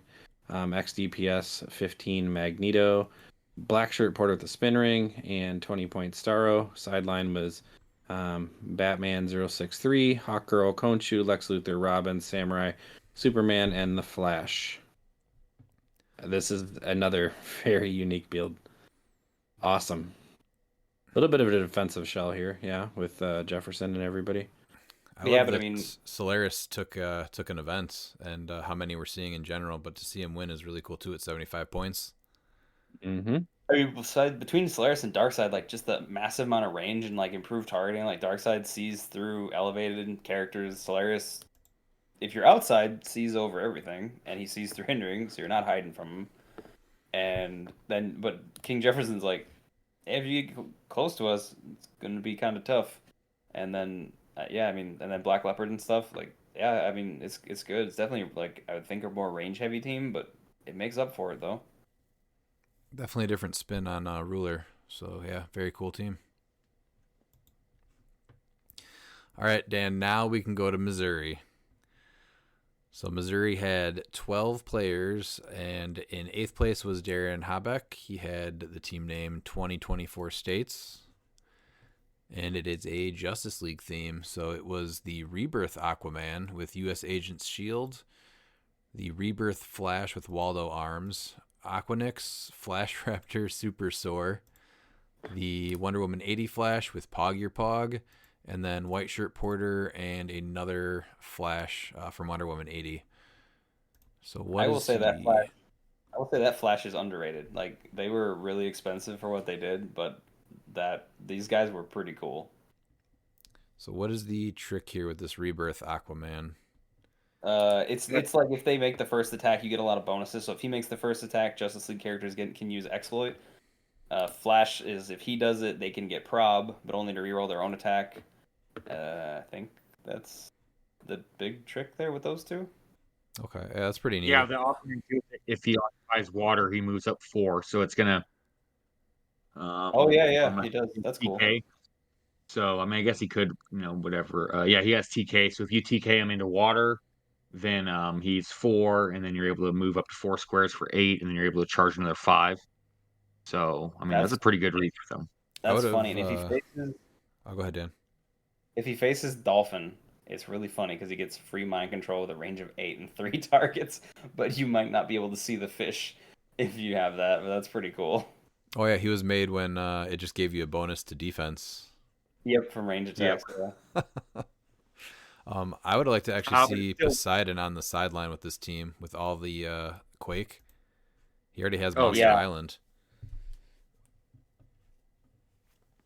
What were you gonna say, Yeah, Miles? No, that's exactly it. Is I was surprised to not see Poseidon either because like the team is like built for Poseidon. But other than that, yeah, it's a definitely neat take on Justice League, and it's cool to see a couple more pieces. This is the first Aquanix that we're seeing, and the first Flash Raptor, at least today for I think sure. so. Yeah. Oh, I think so. Yeah. Yeah, that's right. Everyone's talking Flash Raptor up, and no one's playing him. Well, in modern, he was played in modern at the Red, White, and Clix. How many? I guess we can look that up. How many teams he was played on? All right, who took 7th? Fire 290 with the unnamed team. It's unthemed. It was the Falcon Cap from Disney Plus, Chase at 125 with Red Wing and Captain America's shield. Captain Carter, the A with Enchanted Ball and Chain at 95 points. Black Leopard, Sage from Fast Forces, which is during their turn they can only use Perplex, Outwit, and Prob once. And then Ducky Deadpool and Dark Phoenix with Peggy Carter and Black Vulcan on the sideline. I like that Sage play for sure. Mm-hmm. It's a different. It's a very different team. I'm looking through all of it here, but Peggy Carter's coming in. Oh, she's great. That giant reach 6 Quake with the Enchanted Ball and Chain to give her printed 4 damage to just hit everybody with is. She's good coming in stuff. for Falcon Cap because he's still named Captain America. Yeah, it's just nice to have it's nice to have the option if you do have to lose 125 points, you still aren't completely 100% out of the game. So. And then which is the Oh, it's the enchanted ball and chain. Okay. All right. Yeah, it's definitely a different team. I don't know what could he have done to make it themed. I don't think he could because like you have like Sage and Deadpool and Dark Phoenix, like all those are like X-Men, and they don't. Yeah, you don't really have anything you could sneak on to make this work. Yeah. He was able to take seventh though. He got 625 points. All right. How about sixth place? We have Jack Johnson, who played Silver Team 2, Celebrity Theme. Oh, 200-point Kong with with the 175-point rare Superman from Justice League, this future one with Oh, influence wow. and English. I love this piece. This is like Oh, and he has a destroyer map bonus. Ooh yeah. Ooh yeah. I don't even know what that one That's what I'm does. talking about. I don't know what. At the beginning of the game, choose a friendly character. When the chosen character knocks back an opposing character, after resolutions, you may generate a standard object. If the chosen character is named Darkseid or Superman, they deal penetrating damage when making a ranged object attack. Okay. That's pretty cool. And then once per game, when a friendly character hits, after resolution, you may generate a standard object in an adjacent. Oh, that's the constellation. Okay, so yeah, pretty neat. Oh, and it's like a ton of elevated on one side, so Kong will enjoy that. And you're getting the Kong bonus because there's 2 characters. Yeah. So he's double acting every turn. You do have a leadership with Soups, and he is basically protected outwit because I don't see a lot of Superman enemy, and there's not that many characters that are gonna be 175 points. Yeah, I don't see like any Superman enemy in silver. This is just a lot of I hit really hard. Interesting. I'm surprised that we don't see more Not just- Kongs though. At 200 points or more. I think 300 points is a really missed opportunity, and I'm hoping that with the next few weeks we're going to see at least more than one person playing Kong at 300. I think that's the sweet spot. You are getting a couple extra clicks, and you're getting one extra attack, but everything else stays the same. So I guess maybe Yeah, that but it's would an be- extra stop click. No, Yeah. I don't disagree. I just thinking that was maybe the rationale was that the stats. I think so, don't yeah. change. He had 10 points left. I mean He that could've he's done not going to be something taking with the 10 pin damage points, from characters because there's figures that are being played as tent poles that can do pin damage. I mean, I realize like Darkseid does the unavoidable, but he won't be able to do pin against Kong. So Nope. and not against Soups for quite a Mhm. while either. yeah. Yeah, playing Kong at 200 doesn't leave any modern points open though, because he could have done a like an avatar or something. Because I'm not sure what That else is you true, can yeah. do with 10 silver points He when has you have 5 points. two. Yep, 10 points. Yeah, that's But he's equipped his only piece that you can equip. What else can you throw on the map that costs points? A boxing ring maybe? WWE. Yeah, Yeah, the ring. that would have been a cool addition. Play both rings. I think yeah, you just can play only both play one. rings. Can't you only play one, or can you play Yeah, both? you can only play one. Yeah, I don't think, and then Darkseid can't destroy that either. So like if you that with a Kong like completely saves him if you have him with a boxing ring. So yeah, Ooh, that's that a would good have been call. perfect. We're gonna see Throw an him in the middle of a box. uptick in You could boxing have put rings. Mech. You could have put Mech Superman on the sideline too, just to have something else there. But this is really just a very simple and good build. I mean, you're attacking, you're doing damage. So yeah, I like it. Getting 935 points. Yeah, not bad. All right, how about fifth? 5th place was Austin Winchester. My dino senses are tingling. Spider-Man family. Doctor Doom with the time platform. So DJ Doom. Spider-Man War of the Realms. Ah, there he is, Redman. You know who that is. Hey, but look, he actually put the correct thing on him, which was Galactus, to make sure he doesn't get Yeah. outwitted and beat up. The Galactus Herald dial on him. Spider Pharaoh with Cloak of Levitation. Black Leopard with the Stones of Merlin. And 2 T-Rexes at 50 points each.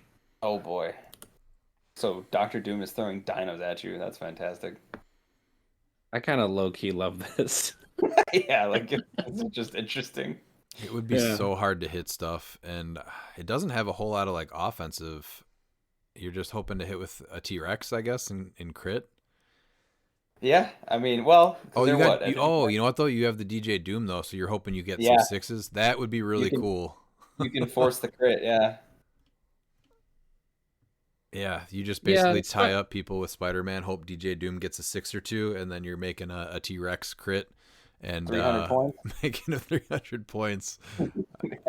That is pretty cool. You've got Spider Pharaoh carrying people around, so you can kind of control like what they're attacking you with as far as point wise with Black Leopard, and still keep him somewhat safe because it's 6 within him range to do that. So this is cool, man. This is a cool build.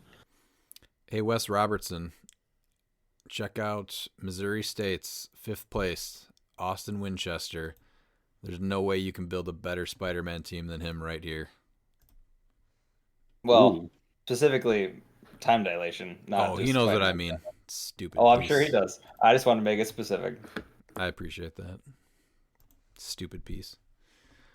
Very cool team, though. All right. Then in 4th place, we have Malcolm McLeary playing Savage Lanterns. It's the XDPS 100 Magneto that takes away a piece. Sherlock Holmes from the Iconic set with Red Wing. The Wonder Woman 80 Sinestro with Avatar of Towerette, which he gets for free because he's a Herald. Very cool. The Blue Lantern Flash. Multiple Man from... Which one is this? MVP 204. Oh, this is the one that you could get at events if you showed up. Yeah, this is that other one, yep. Okay, and then he's got the Blue Lantern ring. Teen Lantern with the Broadsword Construct, a Wonder Woman 80 Flash with the Cloak of Levitation, a White Shirt Porter with Star Sapphire Ring, and Invisible Woman from Deep Cuts with Captain Carter's Shield. She's only at 20 points, and that gives her a 18. She's got 18 defense, so she's a 19 with a stop click, so that's a pretty good little combo there, too. Oh, unthemed, though. Okay. What's the... Teen Lantern getting some play here. I feel like it's I mean, that's not a bad 30 points. Running shot 10. I mean, because of the broadsword, you're an 8, 11, 18, 3. Yeah, getting to use the blades. Yeah. Yeah, that's very a neat cool. play. And a chance to take off somebody's piece that's... You're using a 65-point piece to potentially get rid of a 75-point piece for a bit. So, and in silver, that time frame is much longer than it feels like it should be. I think one of the cooler plays too is this Blue Lantern Flash. That was a piece that it's pretty good. It just never saw play. Yeah. 19 super senses, and then phasing teleport. When the Flash uses it and moves 6 squares or less, he can use Flurry as free. That was a hard piece for 50 points, and then he's just able to generate the construct. He's got the old trait, so he doesn't even need the ring, and he can keep generating a chainsaw. So you just phasing teleport, you Flurry, you got prob, then you Flurry with the chainsaw. Yeah, 50 points only.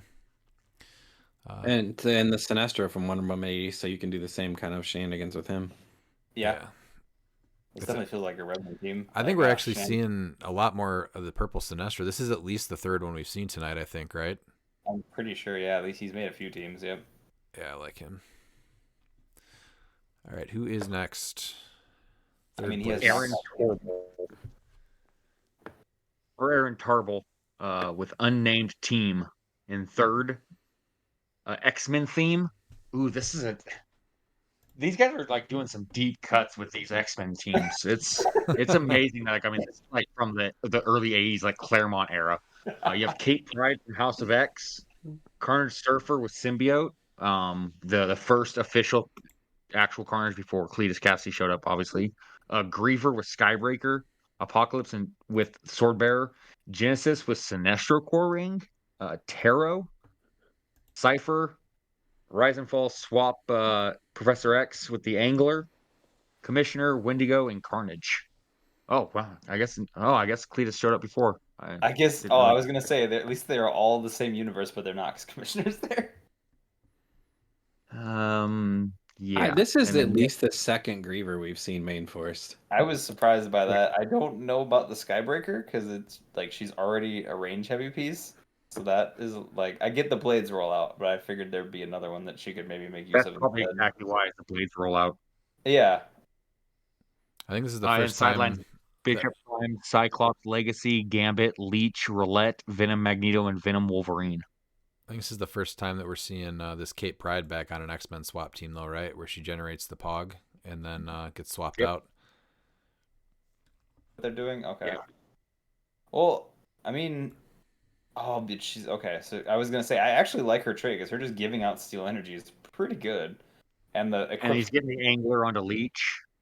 Oh yeah, so he can just poof up and then be like, "Hi, you don't have powers." She only gives This it is to Hellfire, Marauders, and Pirate though, but she's neat. Yeah, this is a really placement heavy subtle team because that Cypher with Commissioner and obviously Rookie then, so you're getting an enhancement there.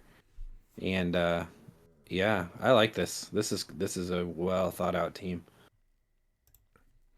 And I'm surprised we're not seeing more X-Men swap teams.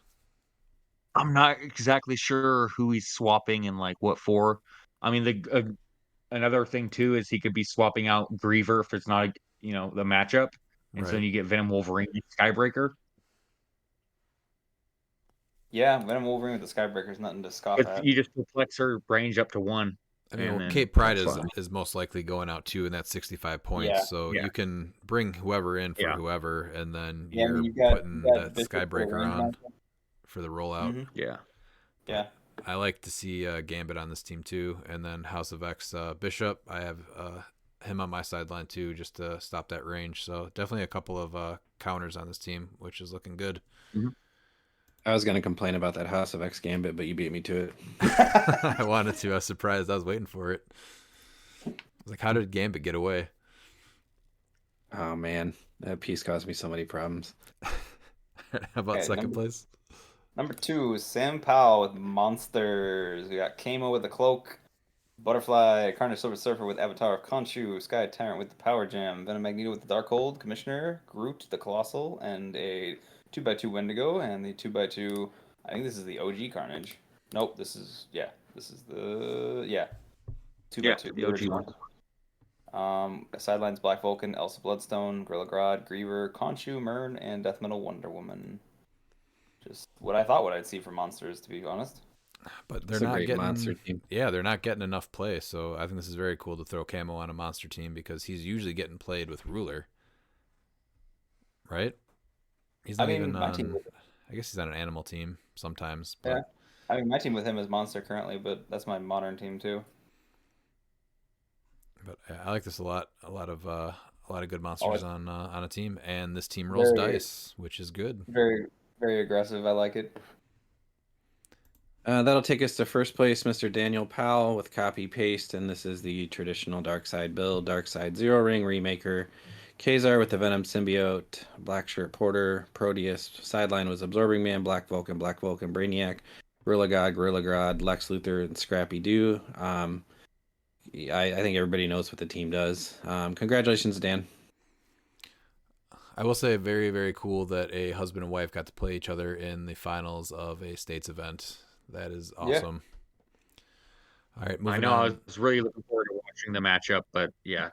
They must have lost the internet or something because that would have been cliX history to see a wife and a husband in finals. cliXtory. Do we get it? Did it not make the stream? Do we get a repeat of it this weekend? No. That's the dream. Yeah. Moving on to Ohio, they had 19 players. Coming in 8th place was Joel Stevens. Darkseid Shenanigans is the team name. Darkseid, Zero Remaker, Kazar, Warlock, Teen Lantern, Green Lantern Ring. Who's coming in 7th? Well, he went 2 and 3, so. Oh yeah, he deserved it. Isaac J. So much hostility. With Cosmic, which is Solaris at 75 with Carnage Surfer, Mern, Venom Thanos, the new Brood LE, Symbiote, Starro Legacy, Karma at 20 points. Oh, the Karma Pog. Oh. Okay. Double Latverian Engineer Pogs and a Timebreaker. 30 points under built. This is kind of a crazy team, though. I'm trying to understand where are the Latverian Engineers because it's Armor Robot or Latveria. So where is the Solaris? Is he? Solaris is a robot. Oh, he's a robot. Yeah, he is. Yeah, okay. I was like, where's the robot? Yeah, he's an engineer's son. I love the Latverian Engineer Pog. It's so underrated.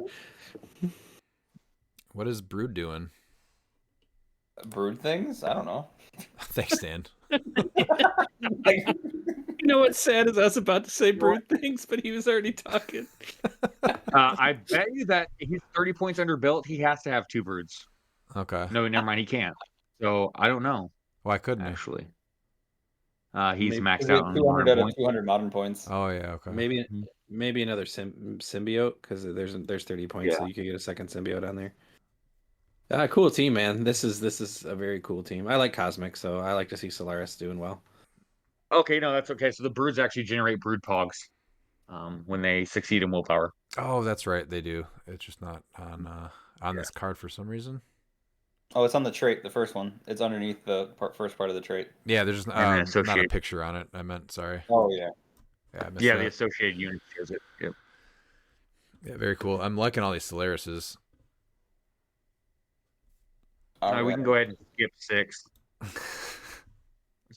Let's hear it. Oh, well, it is just Darkseid. It's the same build of Darkseid with Double Ring, Kazar, Venom Symbiote, Scott Porter, and Proteus.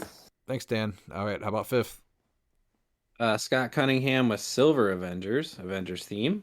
Wong, 051 with the Arm of Bucky. Falcon from Avengers 60th, 030 with the Beetle Pog. That's interesting.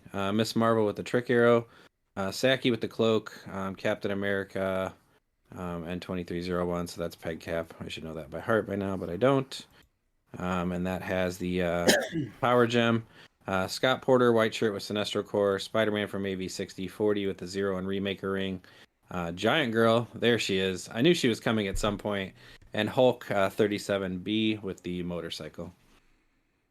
Beetlepod is on there just to get the +2 speed, I think, right? Yeah, but this is the main set one, not the LE one. Yes. Oh, the Fast Forces one? Yeah. They're both great. No, I know. I just thought you were expecting the Fast Forces one. I thought that was the more annoying one. That was probably the more annoying of the two, but this one still gives you a lot of point. The nice thing about this one is you can just choose the point dial and fill out your team. So I loved Giant Girls. I still do. I remember very vividly. It was fine, Dan. I think it's a cool spin on Avengers. So very unique team that I would like to see, or I do like to see. You want to bring us to 5th place? Nope, that was 5th place. 5th. My bad. Okay. We skipped a couple of teams or went by them fast. All right, 4th place is Azereth Strife with Return of the King. It was the Legacy Apocalypse with Clea Sorcerer Supreme, Lasso of Truth on her, Prime Colossus, Captain Carter's Shield, Butterfly, Saturnine with the Zero Ring, and a black shirt Scott Porter, and this was a ruler team as well. So just trying to keep Apocalypse safe with Clea and have Colossus do Colossus things. Butterfly with a couple answers. I do like the fact that Gambit's on there though as a call-in for Butterfly. A couple of cool answers. What do you think about that? I'm pretty sure that's there just for style points. I don't really think he's there for that. No, he's one of the coolest things that he does is the free make an attack, but only to target a single non-standard character. Yeah, and he's got precision strike. He's not bad at all. No, Mystics from range. Improved Yeah, he's a good hindering. piece. I was happy to see Isaac, the old LE. That's like one of my favorite pieces of all time. The 50.1. That guy got so much play from me. And then Harry Leland. So I think one of the cooler things about this is the unique butterfly swap pieces, and I always love seeing Legacy Apocalypse get some play. Ooh, and he had Thor on the sideline too. All right, I appreciate that. I know why he put Thor on the sideline. Why? Good That team. was purely for style points. You might want to call him in. Nice little prob. Oh yeah. All right, who's taking 3rd place? I am. I had to my laptop just completely reset on me, so I am up on my phone. I'm going to turn your volume down there a little bit because it sounds like it's inside of you. Oh, I have a lot of things inside me. 3rd place, is Robert Gallagher. Great comedian, by the way, Gallagher. Everybody wants to rule the world. Prime Colossus with Captain Carter's Shield, Butterfly, Saturnine with Mind Gem, Saturnine with Sinestro Core Ring, Saturnine with Spin Ring, Jennifer Kale with Darkhold, Blackshirt Porter with Time Gem, Legacy Starro, Gorilla Grob with Lyre and Spectral, and the Weasel Pog. And his sideline is Griever, the new Harley Quinn Chase, Harry Leland, John Constantine, Major Logan, Myrn, Cav Namor, Cav Thor, and tons of. I'm pretty sure he has all of the tarot cards. So, is there a way to look at the most played piece right now in Silver for these events in the circuit? Where does Colossus place? Yeah, if you go to events, can you just do it for me? Circuit, because I don't want to learn anything tonight. Whatever. I don't want to learn anything tonight. Hold on. Colossus is fourth played there. He was on 155 teams with 176 wins, 58.9 win percentage. Fourth played. What's above him? Saturnine with 154 team, Butterfly, and Blackshirt Porter. Okay. Yeah. Interesting. Colossus is rounding off the top 5 is White Shirt Porter and Darkside 6th.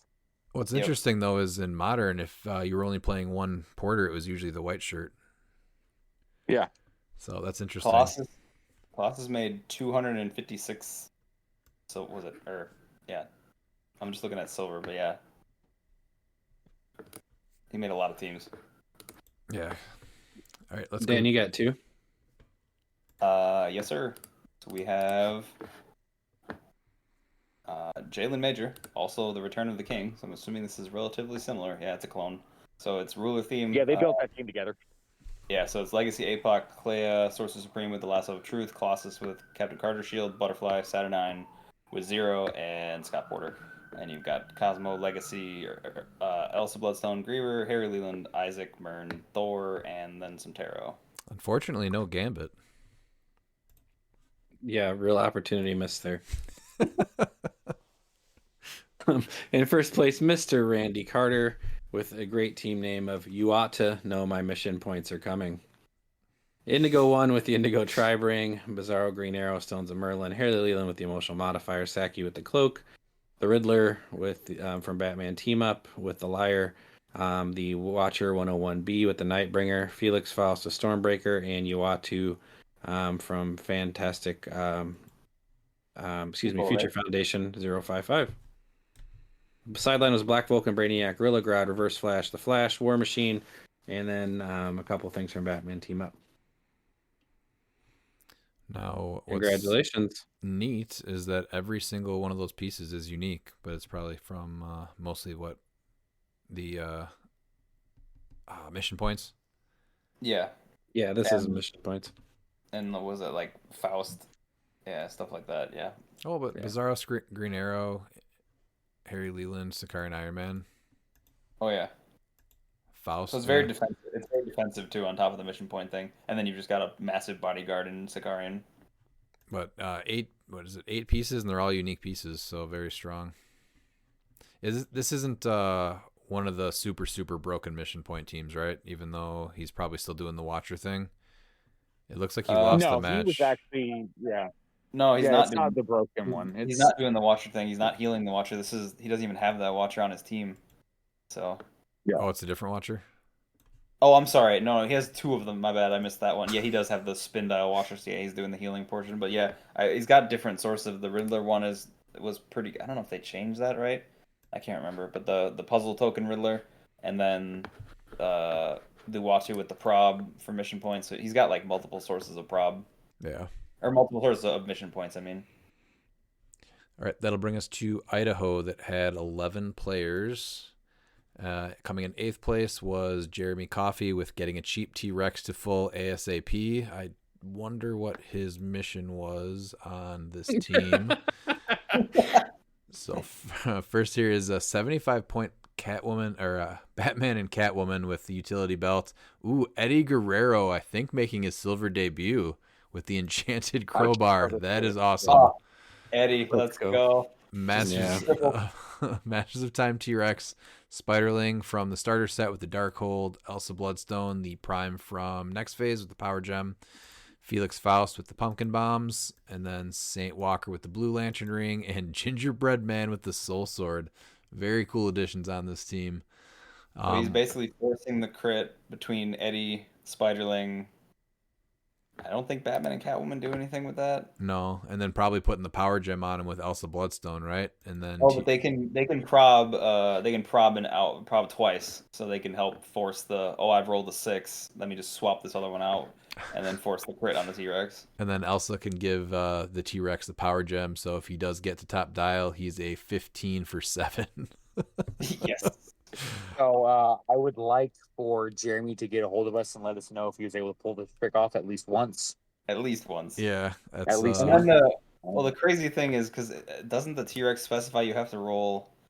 Yeah, it's got to be KO something on a crit. Yeah. But Saint Walker, I was just thinking like, oh well, they increase the crits, but the trait is looking for double 6s. But Saint Walker's just there for good shenanigans with the empower and all that. So then the T-Rex can be like an 8 damage top tile. at 15 though. Well, yeah, that also helps him too with the Power Gem because he'll be 12 for 6 before he heals all the way up. So the chances of actually KOing something, I think, really helps. Yeah, because he's a 12 for 5, and then you're talking about the crit hit bringing it to a 6, right? Mm-hmm. Yeah. Yeah. So that's a good chance that kills it. No, because Saint Walker gets the empower from range. So then, yeah, he's doing 7 with the increased crit. Oh, okay. Okay, yeah. Yeah, so there's a good chance you can KO something with 7 damage, and you're probably picking the right target to be able to do that with. So, yep. This is an awesome I was team. looking for the T-Rex sound drop, but we don't have it anymore.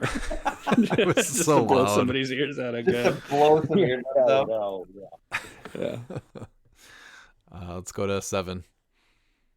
We have John McMillian with Monsters Are Us, Blackheart with Trick Arrow, Carnage, the Super Carnage from Beyond Amazing with the Remaker Ring, Spirit Rider with Influence, I like that. That's Butterfly, Venom Thanos with the Black Symbiote, Black Shirt Porter, and Commissioner with Pegasus Cap, Carnage Iron Man, Carnage Rocket, Empire Deadpool, Mern, Reverse Flash, and Death Metal Wonder Woman as the sideline option.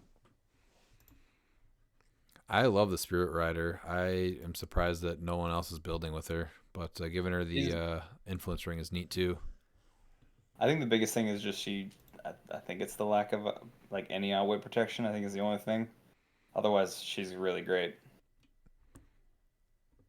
This is a really fun monster team. That Carnage is just disgusting.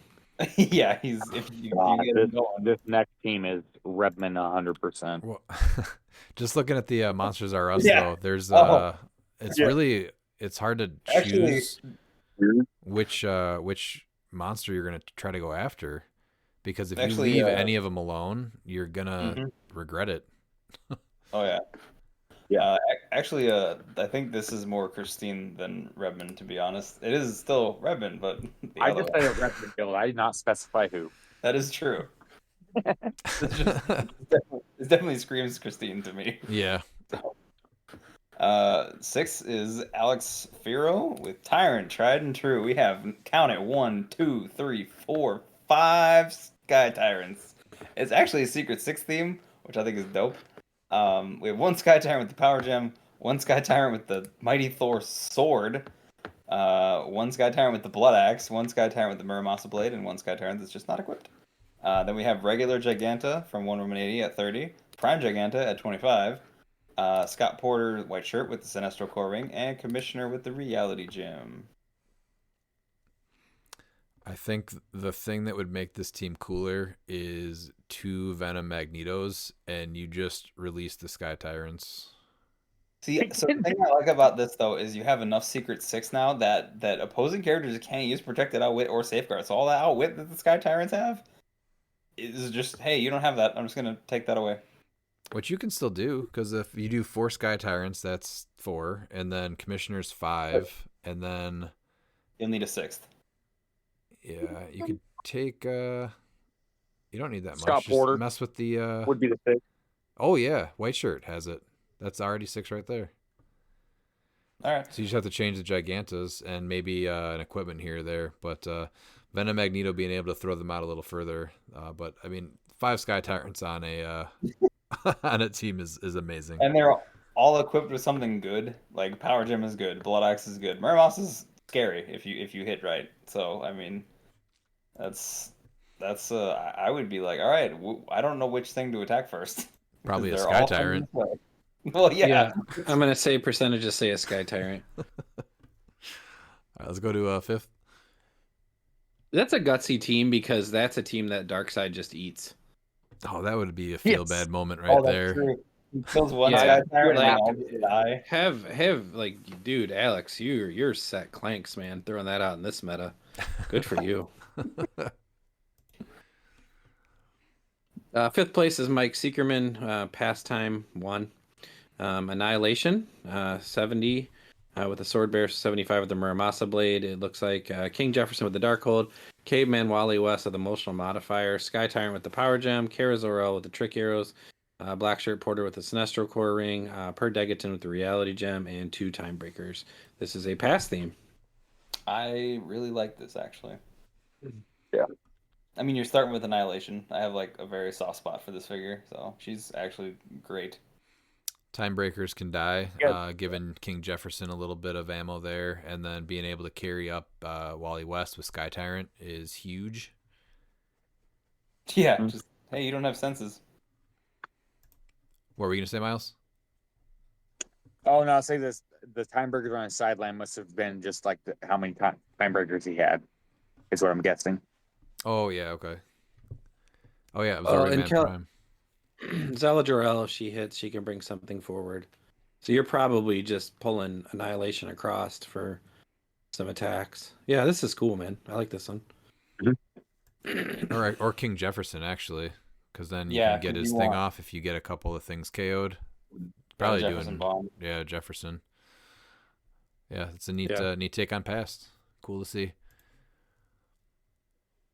4th is Cole Siebert. He played an unthemed team, Bystandard Lock, Earth X Stegron, Titania from Next Phase, Sherlock Holmes the 002 from the Iconic set. He also played a Green Man with the Avatar of Khonshu, a Tri-Sentinel, Master Mold at 25. The Commissioner with Spin Ring, Dr. Elia Gregor at 20. That's their only point value. Predegaton at 20, emotional modifier on him. The Prime Hulk for 10 points with the Cloak of Levitation, and a Weasel Pog for 10 points. So lots of Pogs. Dr. Elia Gregor. This is a type of team that I'm surprised we didn't see a little bit more of, trying to use Pogs and Dr. Elia Gregor, because that's really strong, being able to modify just all the combat values of all the Pogs. Stegron is awesome for that as well, being able to have all 3 of his dinosaurs just stampede. A little bit They further. also get And then, +1 from what's her name too. Titania gives +1 to those dinosaurs. Oh yeah. oh yeah, that's right. Yeah, she gives them +1 attack. And eventually Tri-Sentinel's somebody's gonna have to kill a Pog or something, and Tri-Sentinel's gonna come across and do something. Yeah, this is a cool team. Yeah, I like it. Came in, what was it, 4th, went 3-2, 850 points, and 11 players. Yeah, very neat. Mm-hmm. How about 3rd place? We have Jorge G. Face the world almost alone. Dark Side with the rings, Saturnine with modifier, Scott Porter, Black Shirt, and Mudman. All right. Yeah. 2nd place.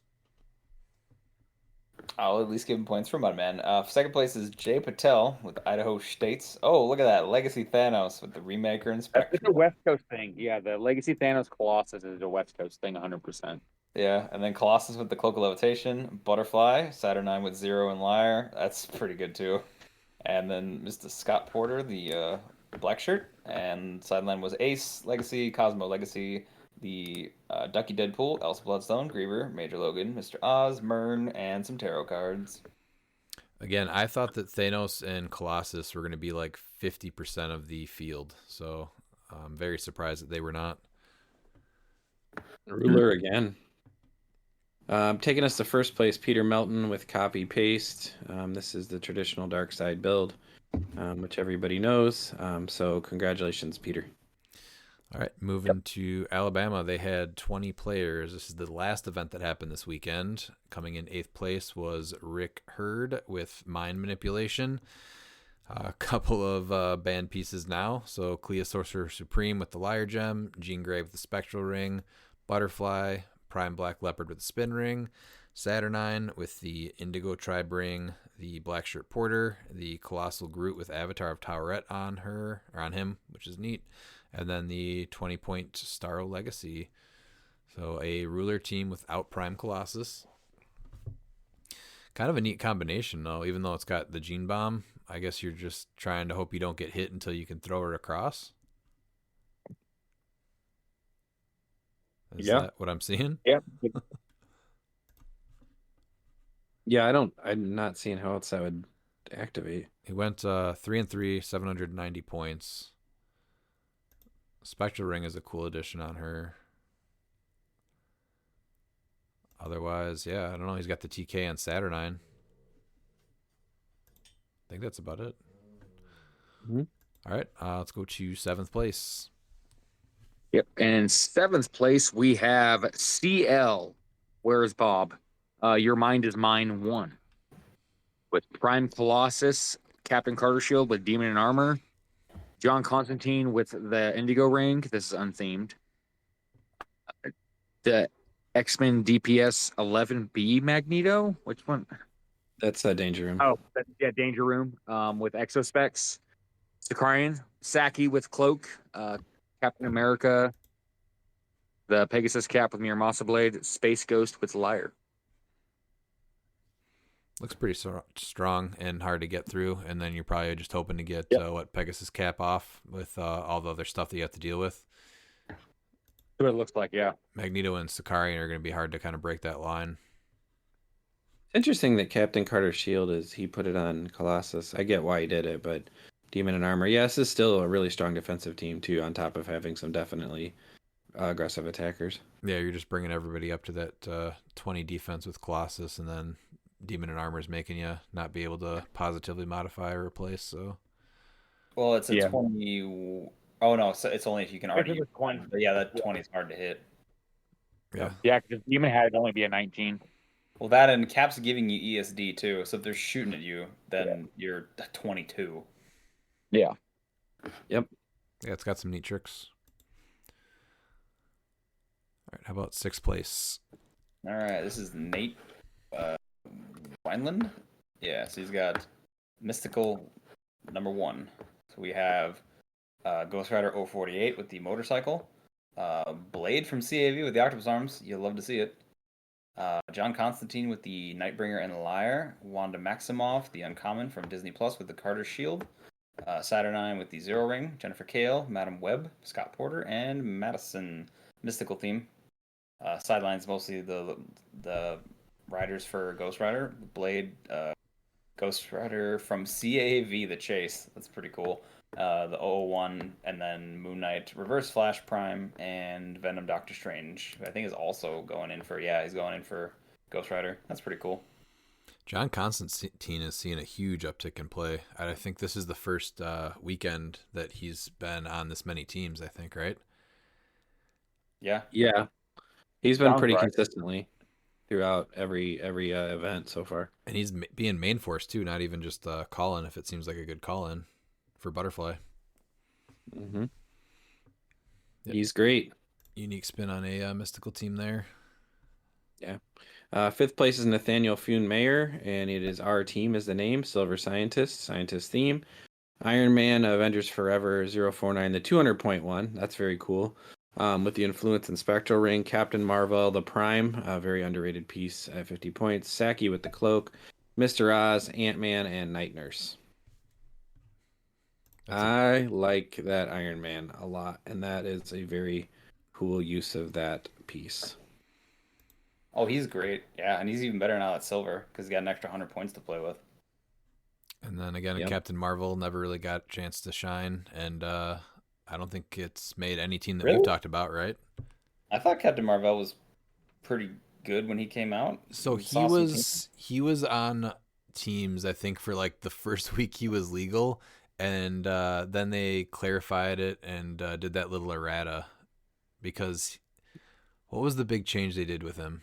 So once per attack, when another friendly character within range and line of fire is targeted with an attack, before the attack is made, you may place Captain Marvel in a square adjacent to that character, and he becomes the target of the attack instead, even if he would otherwise be an illegal target.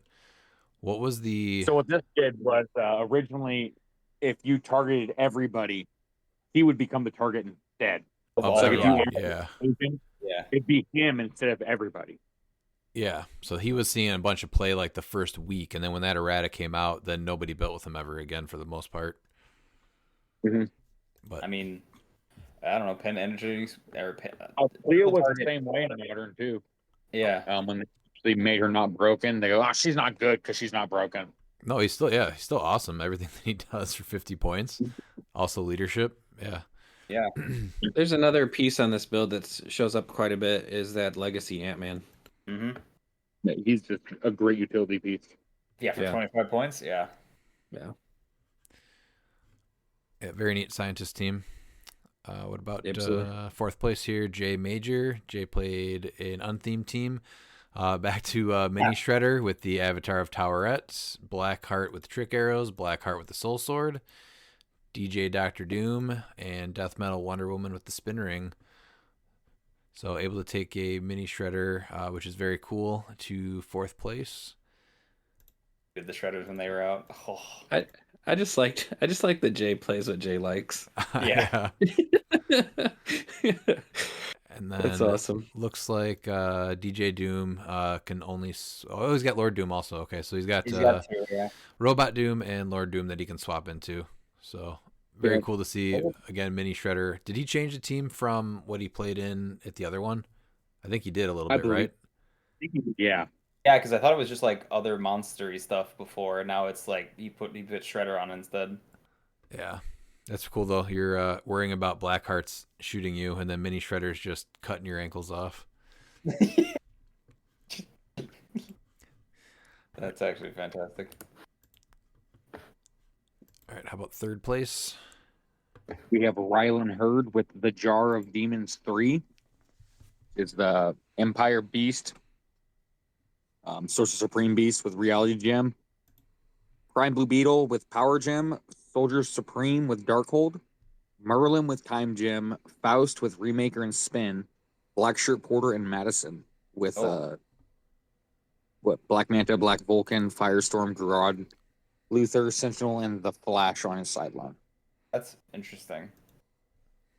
So he's got to figure out how many actions he can take because he's only got, was it 5 actions or is it 5 because it's 400 points, right? Yeah, but it's 6 because Merlin gives you +1 action total.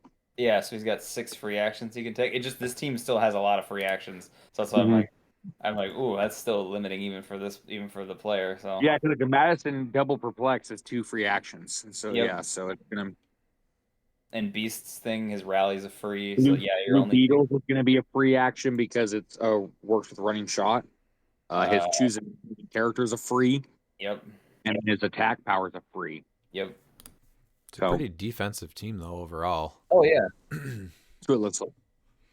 I'd play this team. Absolutely. Great You have team. to take back more frees because you're like, oh crap, nope, I was only supposed to have 6. I just used 8. Miles, can you let me know how many Blue Beetles have been played at States so far?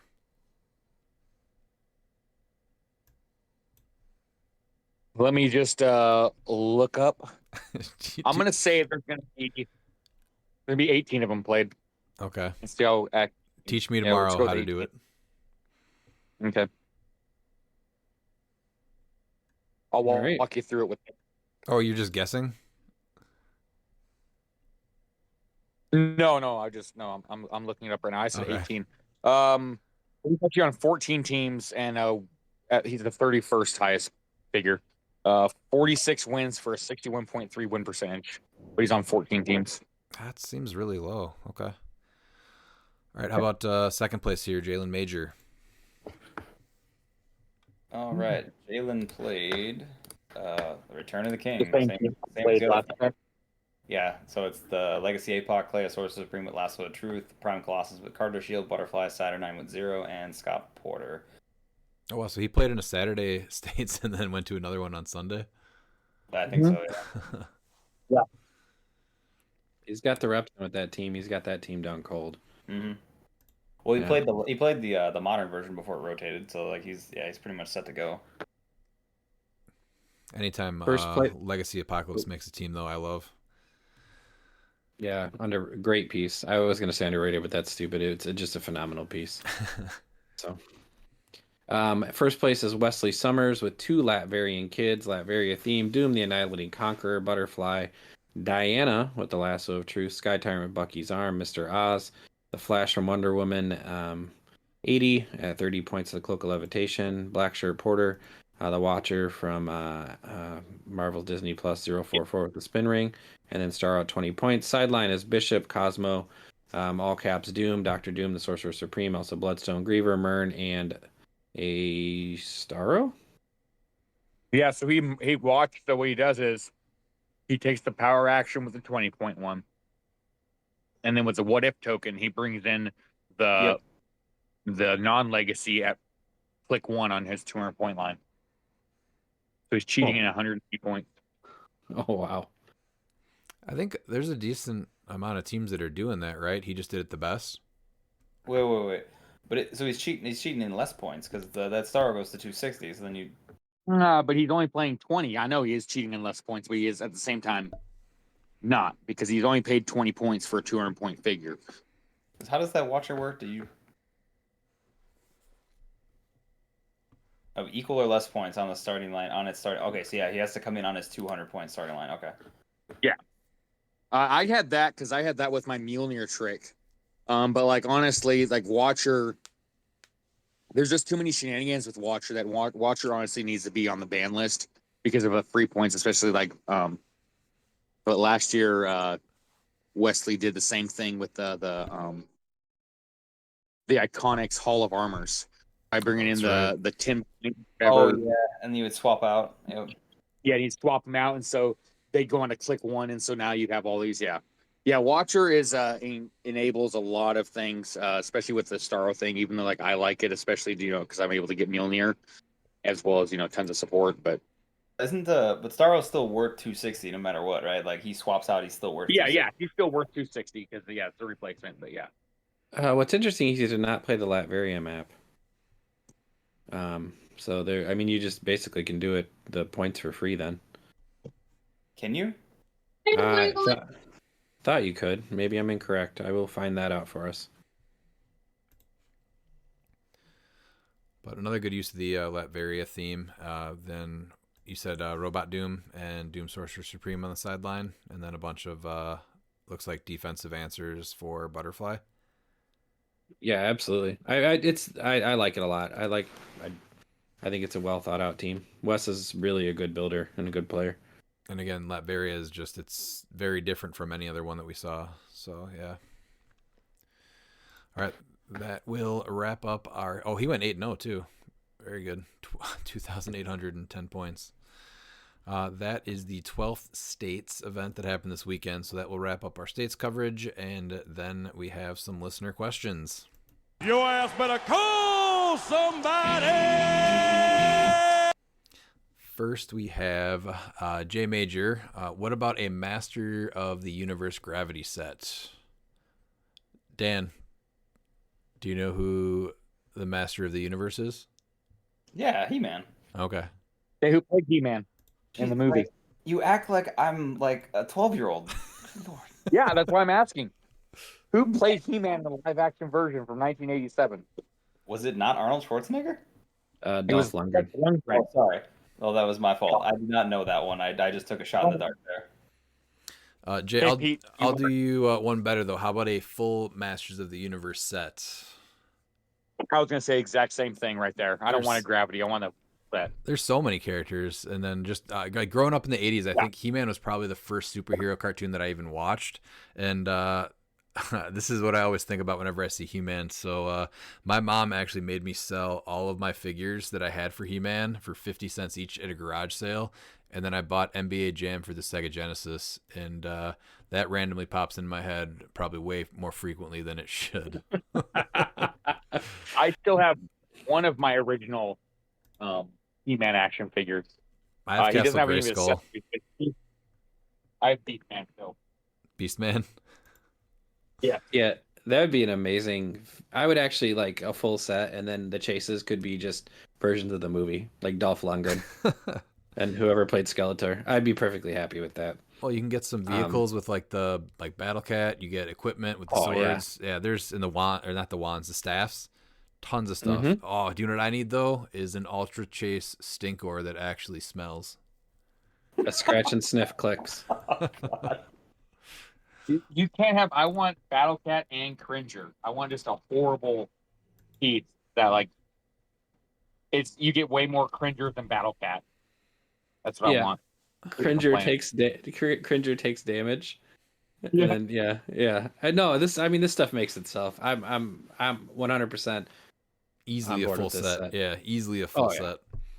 Yeah.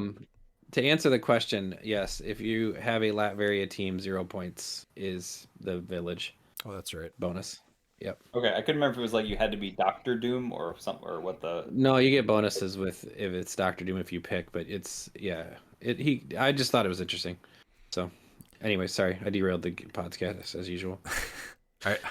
All right, Dan, this was the number one question from last night's recording that I was sad you missed out on, and we had to answer it for you. So we wanted to give you a chance to defend yourself. Robert Wesley Valentine asks, I saw Two Finger Dan bully a child in your Warrior game. Will your group be taking action against him? Did you want to defend yourself at all? I mean, he shot first. He did. He's a child. He's a child.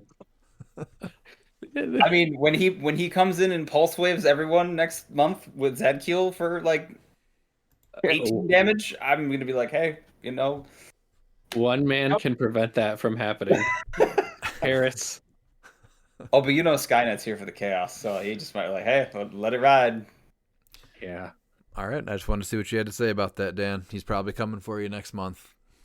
I mean, nah, he'll just run at you right like he normally does. The only reason he got to me was because I was between you and him. If you haven't noticed, I've been able to put somebody between us for the last few months, and it's worked out very well in my favor.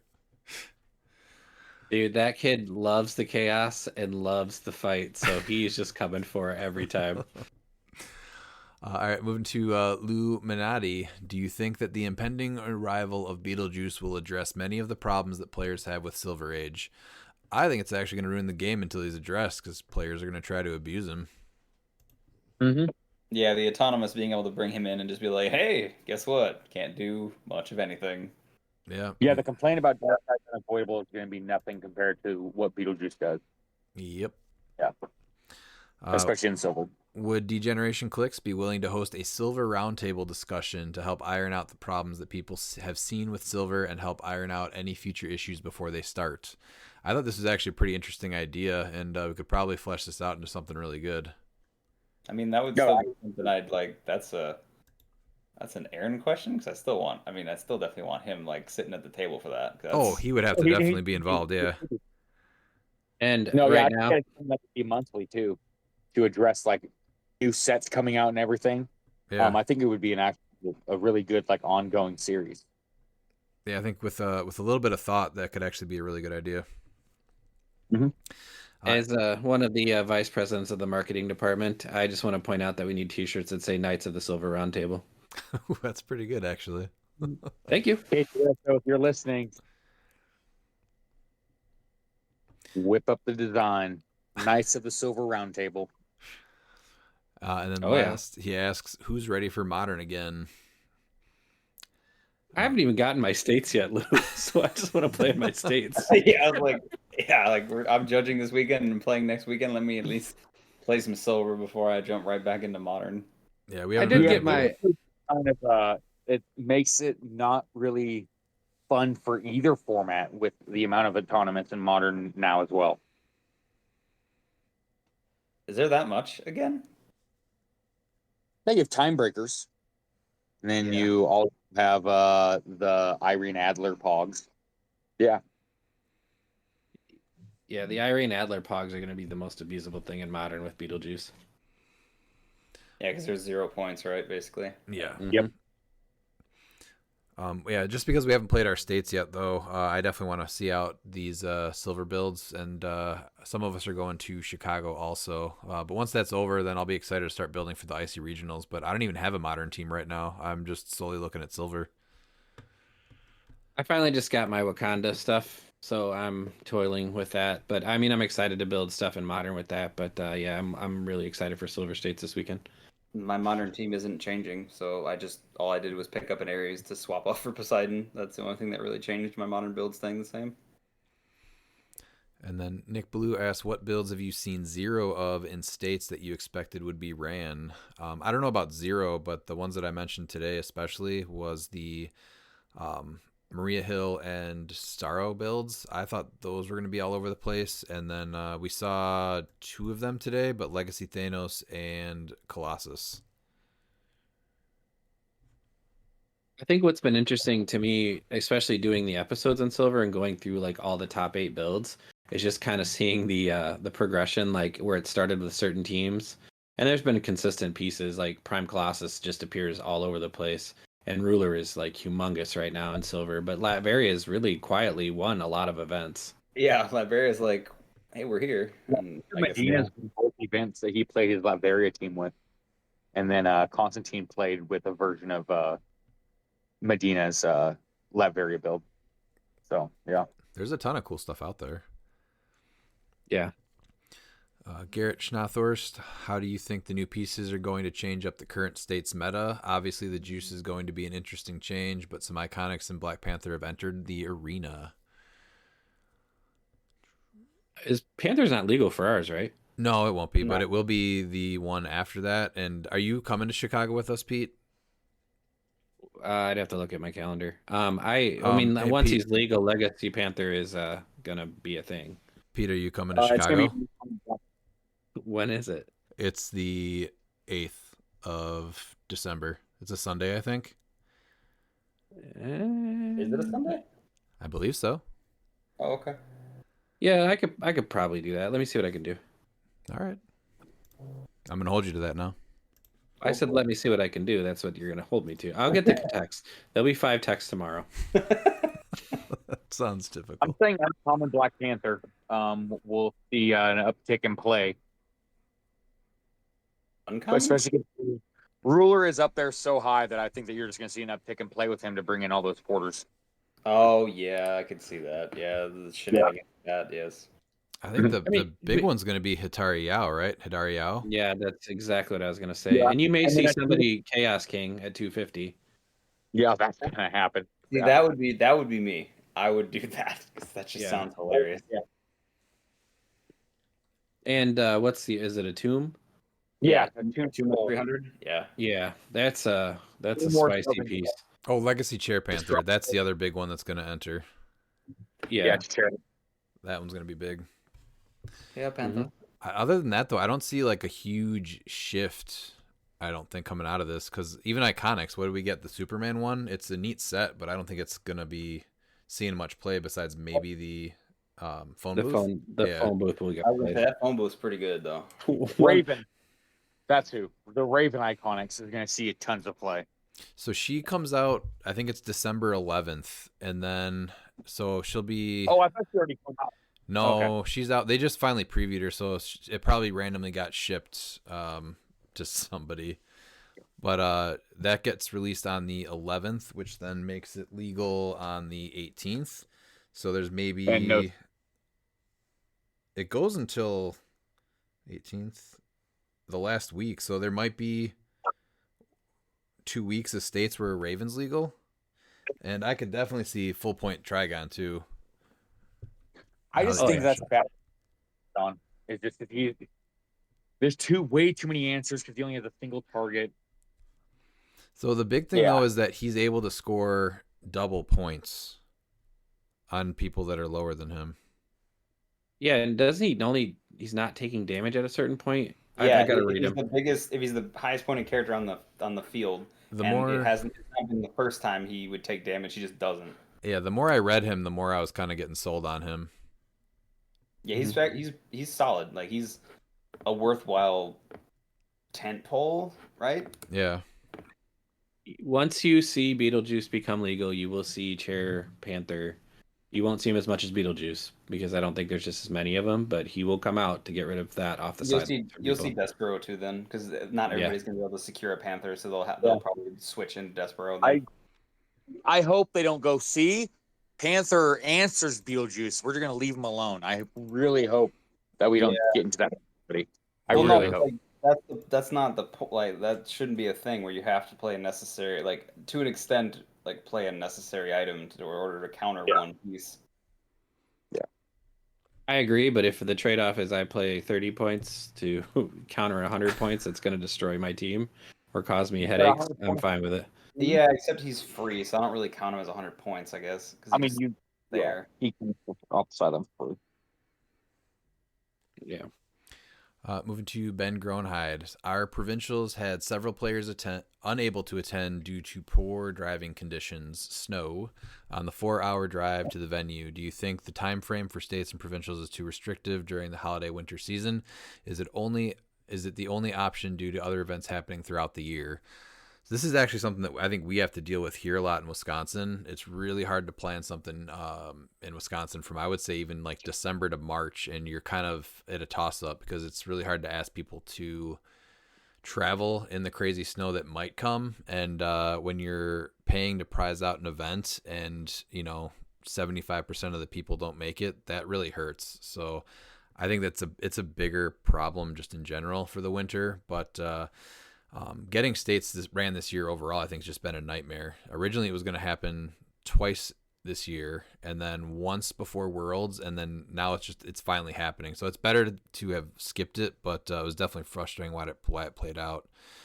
So I don't think that this will time of happen year again. It really hurts, especially out here because we have a winter storm that's coming, and like we're in a lull right now, and since there's no rain, it's freezing. It's like we don't get the amount of snow that Wisconsin does, but what we do get is black ice, really bad. So I'm really not looking forward to driving up there.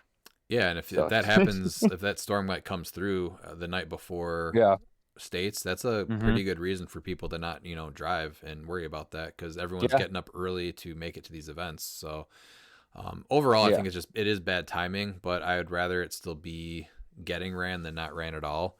Because remember, this was supposed to be before ROC Cup was going to be Silver States, and then they were going to do States again before Worlds, and it was going to be Modern. So we should be way past States at this point. Yeah. Yeah, and the holidays always complicate everything as far as like scheduling stuff, particularly on weekends and stuff like that. So I think just getting it maybe shifted a little earlier in the year would probably be something to look at. Yeah, hopefully it's more planned out for 2025.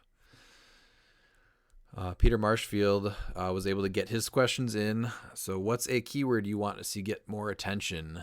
I had to go back to my assassins. So we're kind of in a weird place with assassin right now. Most of the assassins in silver are like on the silver side are close combat, and the ones in modern are range combat. And I don't think mesh well to make a really good team in silver. Is he talking about more tension like being played in silver or just period? Just calling them up and telling them they're cute. Okay, yeah, because in silver, I really wish. I'm surprised that animals hasn't been seen. So I'd like to see more people play animals. Yeah, that's a good one. Because animals are extremely good. My answer is always next wave. Dan's answer is Kryptonian. Am I Kryptonian? What is this? Dan, what's your answer? I'm just gonna do the joke answer and go as Guardian because they'll never, ever. Yeah. Silver's where it's at. We have how many? We got like almost 9 years of sets in silver, and if every third set has one good playable Asgardian piece, you'll be there pretty soon. Miles, can you take this young man under your ring and get him an Asgardian team? Ooh, yes. Yeah, well, I want to get a T-shirt that says Asgardian. It's Daniel for Kryptonian. You know. Oh my god.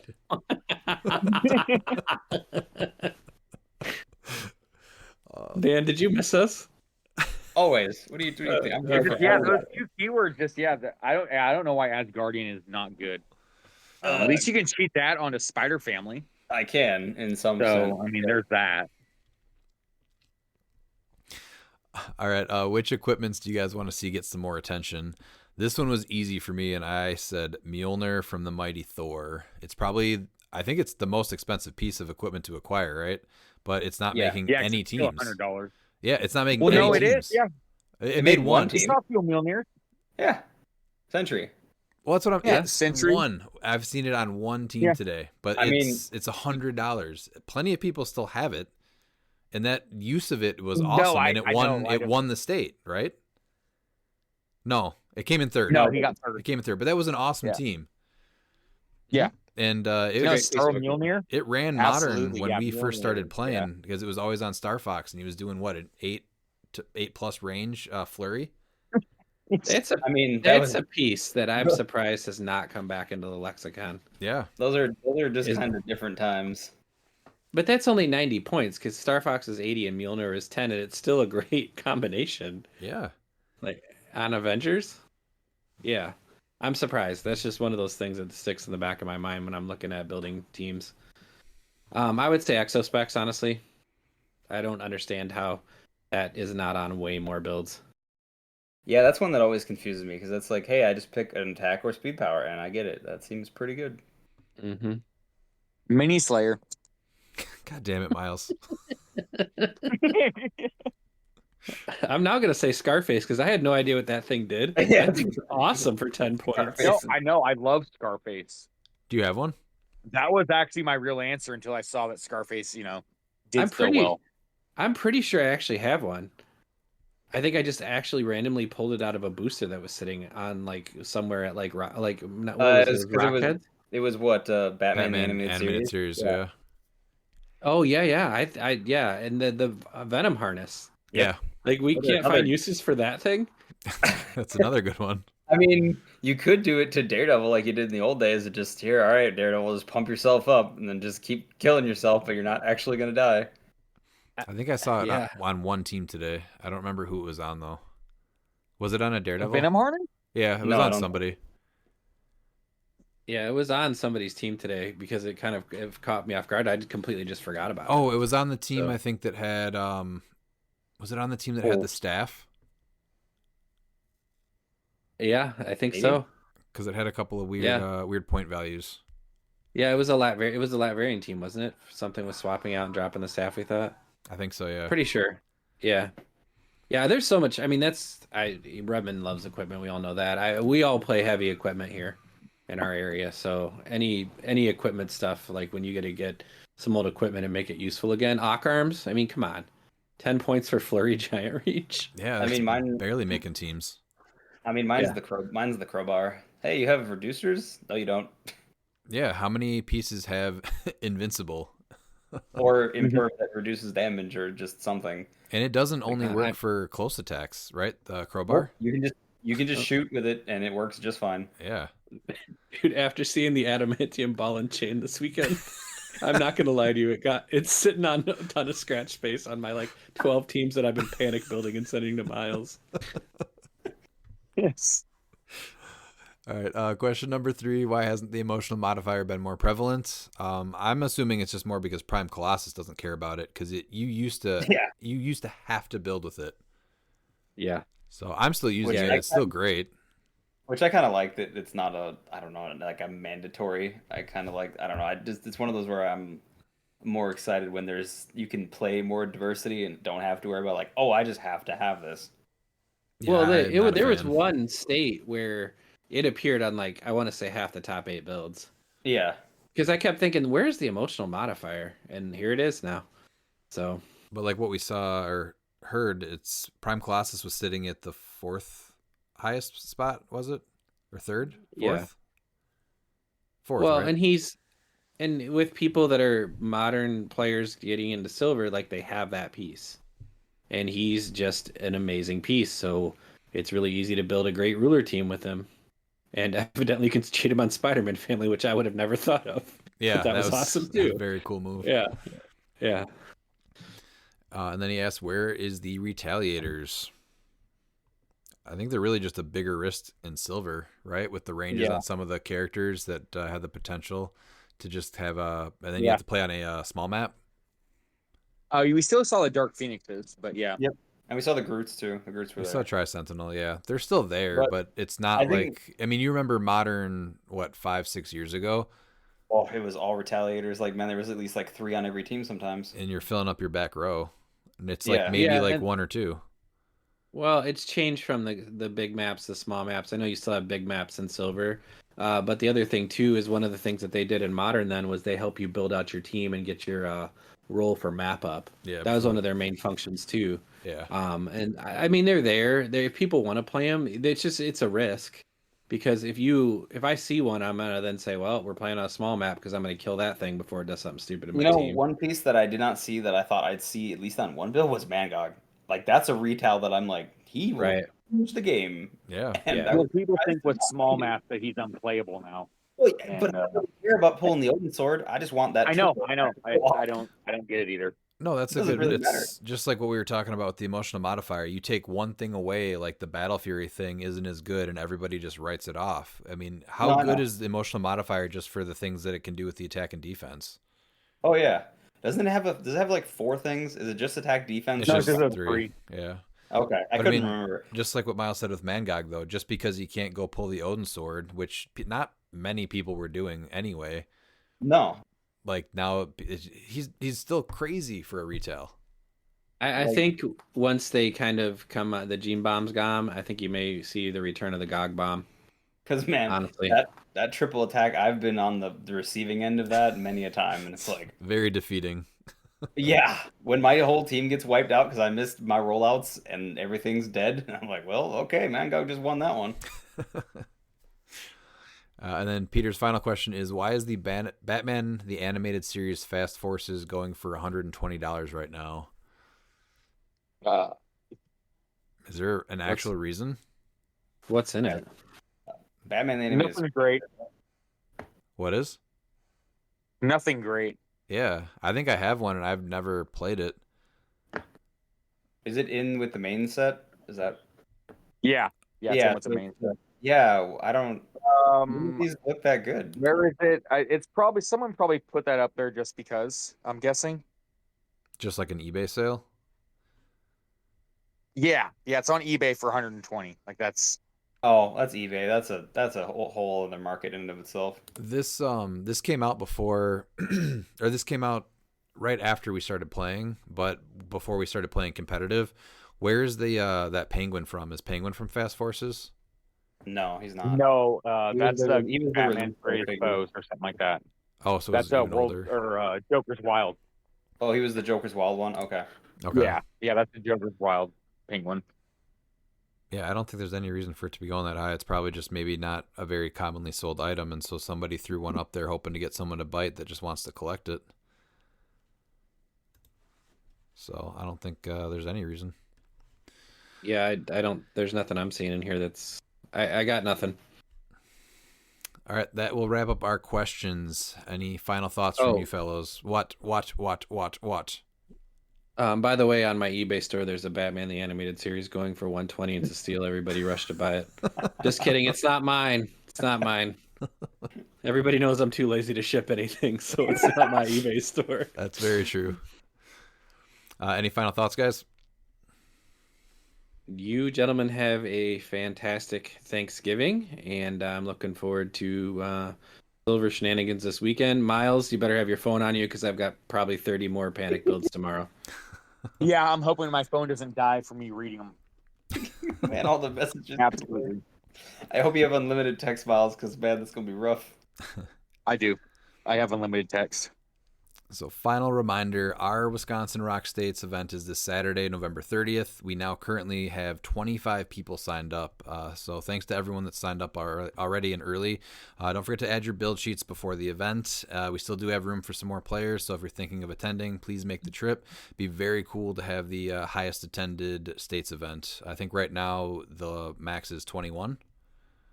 Does that sound right? Yes? I think the highest is, yeah, that sounds about right. 21 seems the highest. Okay. Yeah. So yeah, we hope to see everyone there. Also have a happy Thanksgiving, and we will see you next time.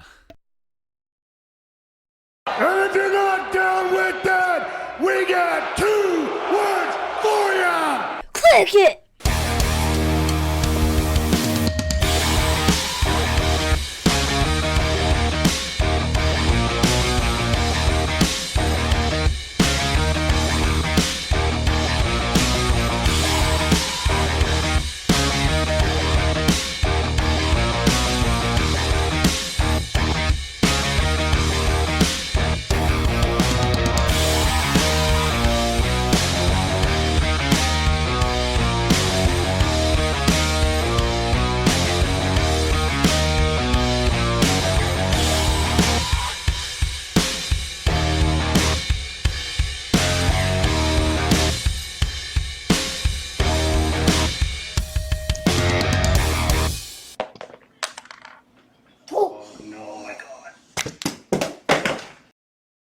I'm so